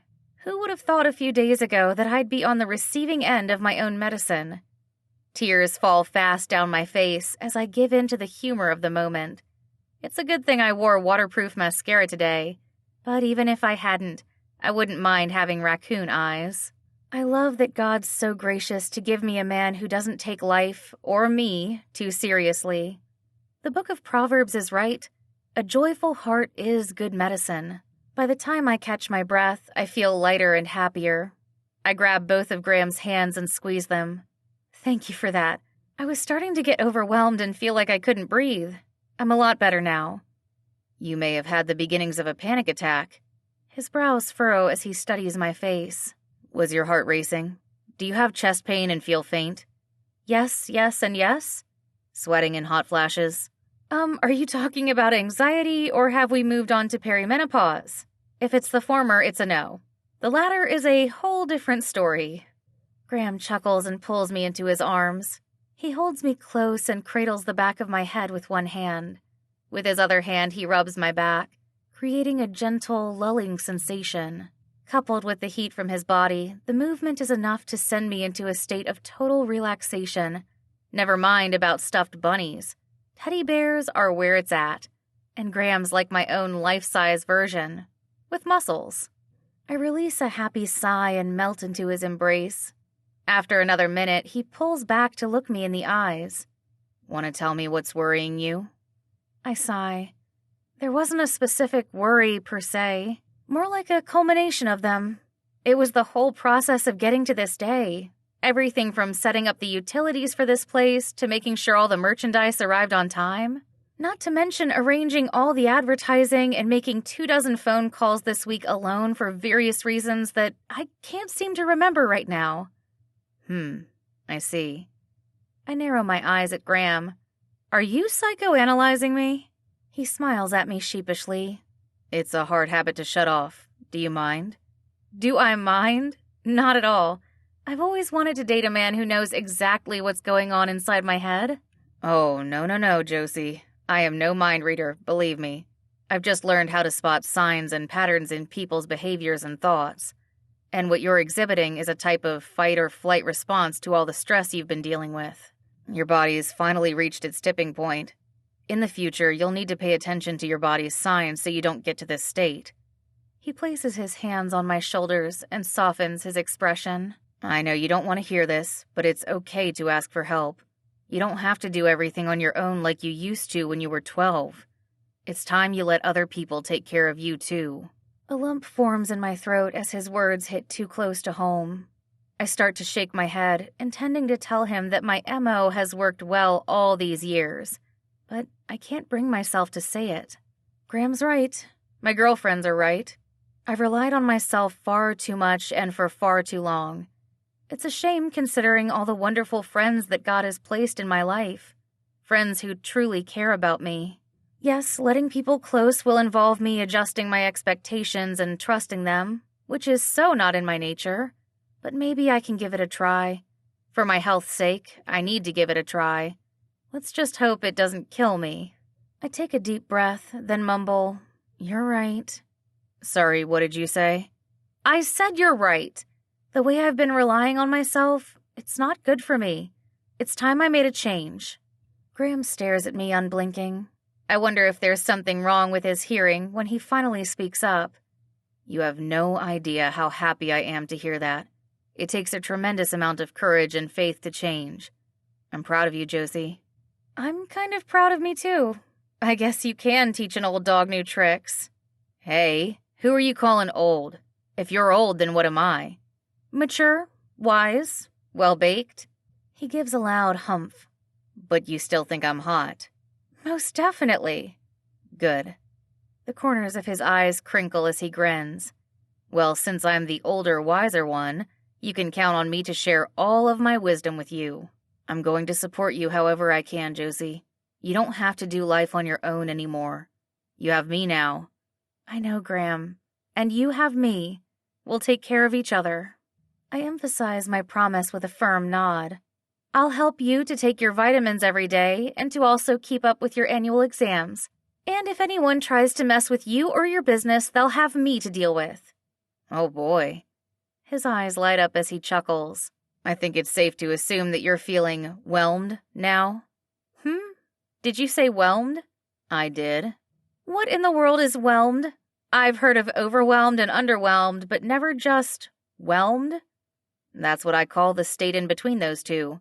It's when you're neither feeling too much nor too little. I cross my arms and cock my head to the side. Is whelmed an actual word or something you made up? It's a very scientific term, he insists, lowering his voice to sound more serious. So scientific, not many have heard of it. Is that right? Trust me, I'm a doctor. I'll take your word for it then, Dr. Graham. My teasing tone broadens his smile. Speaking of, do you think we could do some more of that hugging therapy from before? It was very good at helping me stay whelmed. Of course. I could throw in some kissing therapy too while we're at it. He winks, then places a soft kiss on my forehead. It's also proven to be very effective. If that's what the good doctor recommends, I won't say no. How about we start now? Right as he leans in to close the space between us, the bell on the front door jingles. We jump apart and glance over to see a young couple walk into the boutique. The man looks familiar, except that he's wearing a flannel shirt and jeans instead of the white medical coat I expect to see him in. But the blonde hair and mouthful of braces are so recognizable, there is no second-guessing who he is. What's my very own Doogie Howser doing here? Ken, Janet, Graham calls out with a wave. You guys made it. I blink quickly as two of my worlds collide. How do you know Dr. C? I ask Graham. He's my cousin's son. How do you know him? He's my optometrist. What a small world, we say at the same time. Graham stands up, then helps me to my feet. We head over to meet Dr. C and his female companion, who looks to be about the same age as he is. She greets us with a demure smile and pushes one side of her round frames up with her left hand. That's when I spot a sparkly diamond solitaire on her finger. An engagement ring. My sales instincts kick into action when I realize I might have my first customer on hand. I offer them my friendliest smile. Hi, I'm Josie. Welcome to L'amour du jour. Are you here to shop for a wedding dress? Janet nods eagerly as she hooks her arm through Dr. C's. We are. We just got engaged over the weekend. How wonderful. Congratulations to both of you. Graham places an arm around my shoulders. As soon as I found out about the engagement, I told them they needed to check out your shop. Josie's the best in the business, guys. Not that I have any experience purchasing wedding gowns, but I know for a fact that Josie puts her whole heart into everything she does. You'll be in good hands with her. I don't blush easily, but his heartfelt compliment makes my cheeks warm. Thank you, Graham, I murmur, and give his firm chest a pat. It's hard to look away from his handsome face, but I remind myself I have customers waiting. I turn my attention back to Dr. C and Janet. You've certainly come to the right place. I have all the latest styles to choose from, including some vintage selections. Why don't you look around, Janet, and let me know what catches your eye? Okay. The little bounce in her steps as she heads toward the closest open wardrobe makes me smile. Being able to bring joy to a bride-to-be is the reason why I open this place. It's also doubly special that my first customer is one of Graham's family members. As soon as Janet is busy browsing, Dr. C eyes Graham, who is still holding me to his side. He leans forward and asks in a hushed voice, I assume there will be a friends and family discount available for us? Friends and family. Oh, you mean because Graham and I are dating? Yes, I assumed as much. I've never seen my uncle so comfortable with any woman before. He's had plenty of offers for dates, some marriage proposals too, but he's never accepted any of them. Marriage proposals? Is there something I should know? Graham shakes his head in protest. They weren't real offers, Josie. It's that darn picture of me that I agreed to pose for. The one up in Ken's office. It was supposed to generate interest in the glasses I was wearing, not in... He coughs nervously. Me. My jaw drops. That's you in the poster? I totally thought it was Hugh Jackman. You see the resemblance too, Dr. C remarks. It's uncanny, isn't it? Yes, so uncanny. I can understand why women would be throwing themselves at him. That's even before they meet him and see how awesome of a guy he is. Graham pshaws. Now, I'm not nearly as cool as Wolverine. You're pretty cool, Uncle Graham. You're way more awesome than Wolverine. Dr. C and I share a laugh as we talk over each other. Now that I know he's such a big fan of his uncles, I'm starting to warm up to him too. I decide to take him up on his suggestion. How does 10% off sound to you? He peers at me over the top of his glasses like he's sizing me up. I play it cool and keep my expression neutral, even though I'm thrilled to be landing my first sale. He blinks, then makes his counteroffer. 20%. Graham's worried gaze flits between the two of us. I'm sure we can work something out, guys. I hold one hand up and give Graham my determined, wide-eyed stare. He's likely thinking up a plan that will appease both of us and prevent World War III from starting, but I've got everything under control. I've already thought this through and come up with the perfect solution. Tell you what, Mr. C, because you are my favorite optometrist and also a new friend, I can offer you 15%. Nothing more, nothing less. Provided you throw in that lovely poster of your uncle. He smirks and reaches out his hand. It's a deal. We seal the agreement with a firm handshake before he walks off to join his fiancée. I turn to Graham and dust off my hands like I've just accomplished a major task, which I have. Negotiation is never easy, especially when you want both parties to be happy. I'm pretty proud of my skills, and I'm about to give myself a pat on the back when Graham clears his throat. Sorry to break it to you, dear, but he has half a dozen other posters similar to that one. He what? I did a whole series of shots for him wearing different kinds of frames. Now you tell me? Sorry, but you were on a roll. I know better than to stop my woman when she's got that fiery look in her eyes. He turns me around to face him, then gives me that kiss I've been longing for. His hands splay along my back as he pulls me close, then closer. I turn to Jello again, but this time his strong arms catch me and keep me standing. The kiss is brief but intense and leaves us both breathless when we part. Graham shoots me a flirty grin. You know something? You're pretty adorable when you're jealous. Who says I'm jealous? Isn't that why you wanted the poster? So that other women will stop leaving their numbers for me? Yes, I admit with a wry smile. But if he's going to put up another poster in its place, what good will that do? I suppose we'll have to find a way to make sure the ladies know I'm off the market. Leave it to me. The twinkle in his blue eyes tells me I have a big surprise in store. I wonder what it could be. Chapter 14. Graham. Love is just a word until someone comes along and gives it meaning. Quote by Paulo Coelho. I wasn't joking when I told Josie I'm off the market. It's been a long, as my old man would say, time in the making, but I am finally ready to settle down, to get hitched, take the plunge, tie the knot, all that good stuff. I have found the woman I want to spend the rest of my life with. Sure, it took about half my life to do so, but good things come to those who wait. Since I've been waiting a long time, this means Josie Child is not just good. She's the best. She's God's best for me. Since we started dating 3 months ago, I have been the happiest and healthiest I've ever been.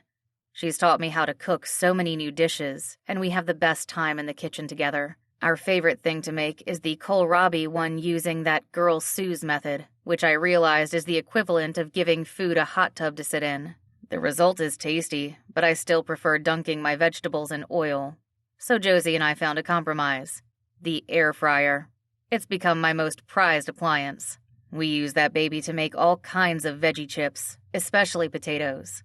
Josie's become quite a fan of my beloved tubers, which goes to show that miracles do happen.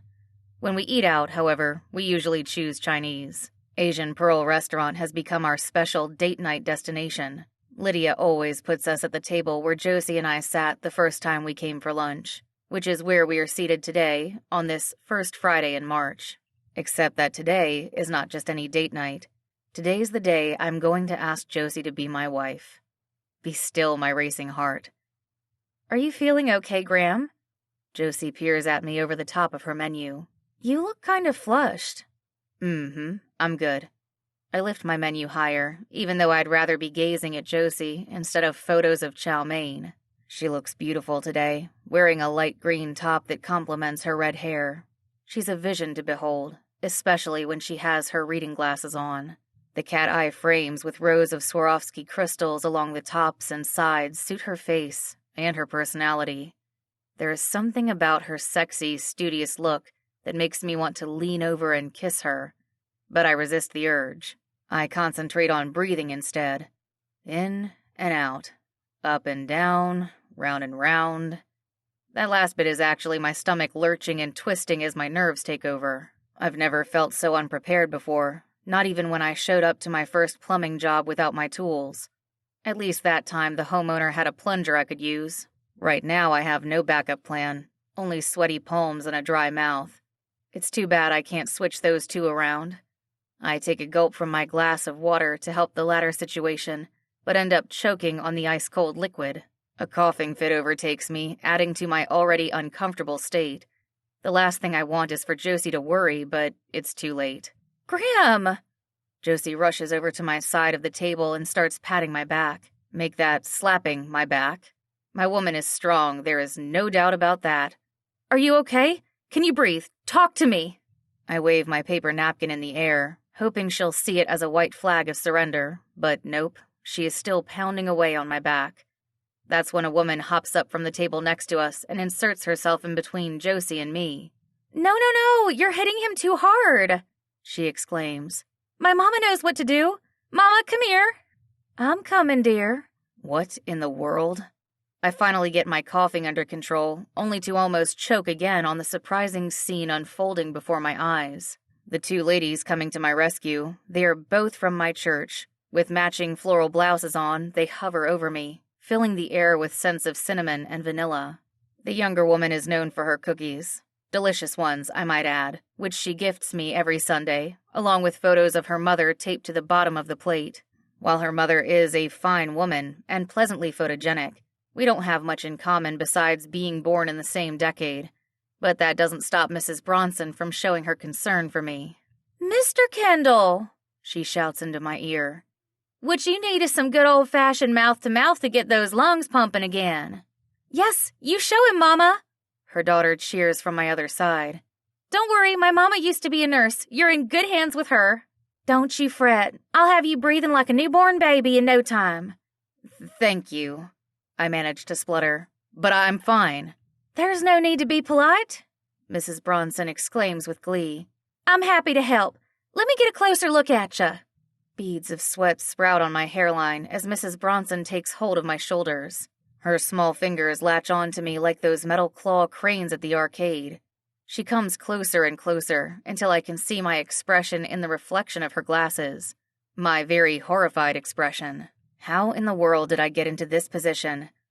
I swallow hard and lean back as far as possible to avoid her puckered lips. I'm doing an impressive job of balancing on the back two legs of my chair when gravity decides to show me who's boss. Crash. In one fell swoop, I go down like Humpty Dumpty, taking Mrs. Bronson with me. Everything happens in slow motion until the floor stops our fall with a sudden jolt. She lands on top of me with a triumphant grin and her eyes on the prize. Me. Pain shoots through my back, but it pales in comparison to the panic rushing through me. I wave my hands in front of my face and yell out, "Stop, I'm getting married!" A collective gasp fills the restaurant. What? When? To whom? The chorus of voices demanding answers are all female. I recognize the first two as belonging to Mrs. Bronson and her daughter. The last one, the genuinely shocked one, is softer than I expect.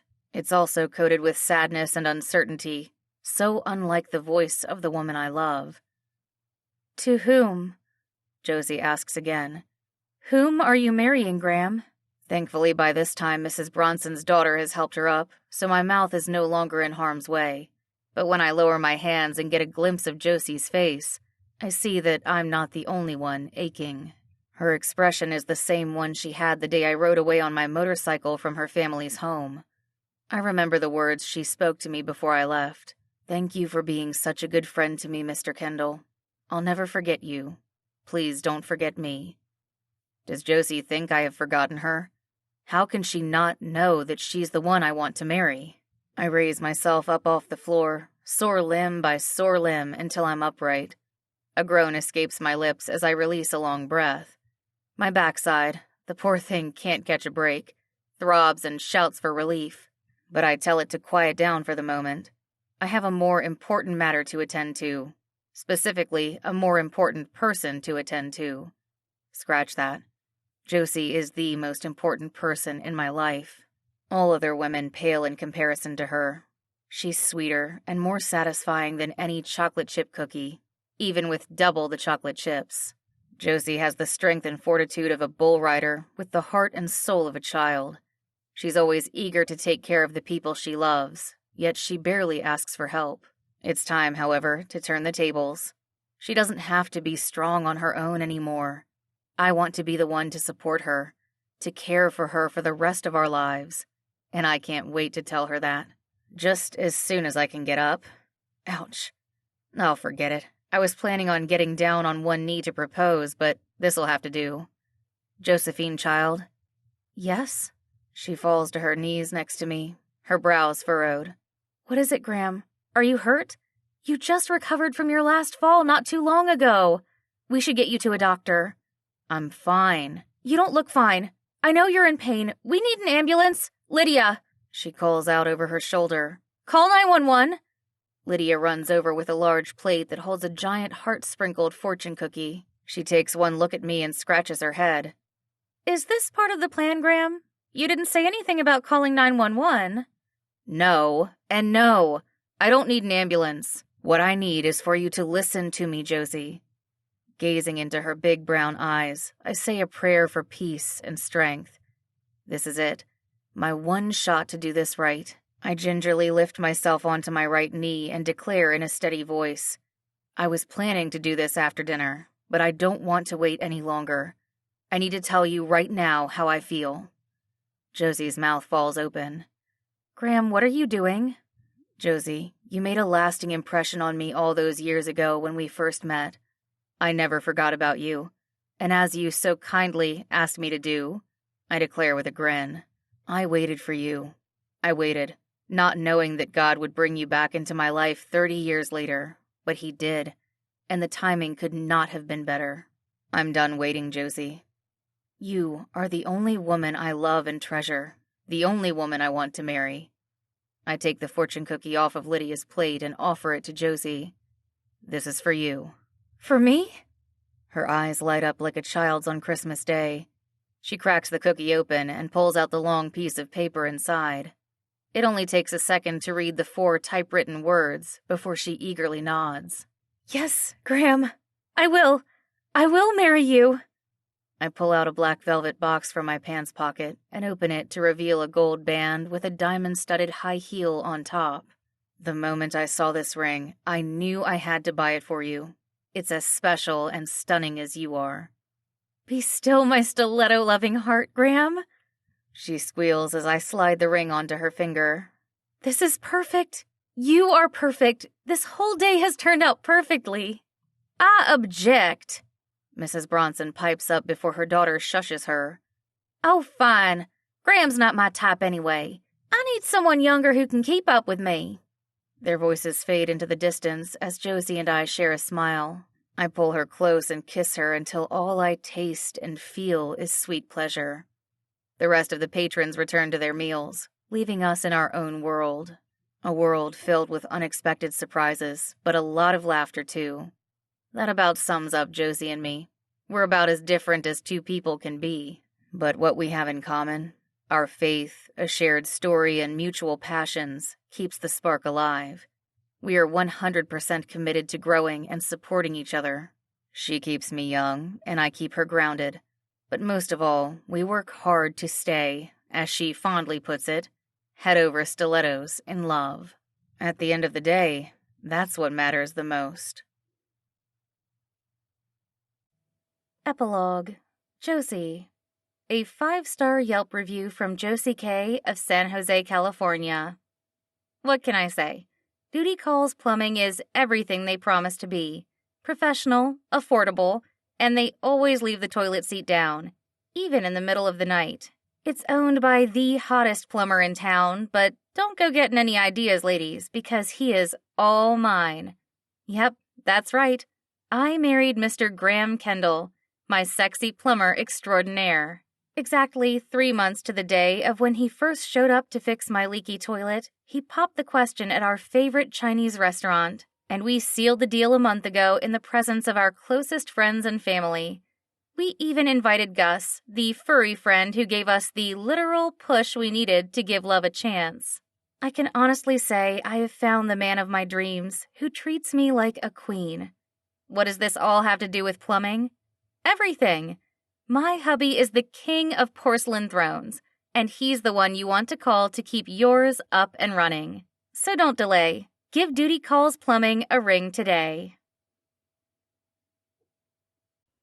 This has been Head Over Stilettos, written by Liwen Y. Ho, narrated by Skye Alley. The end. Thank you so much for listening to this audiobook. To find out more about Liwen Y. Ho's other books, please visit her website at liwenho.com. And be sure to subscribe to this channel so you'll be notified when a new audiobook releases.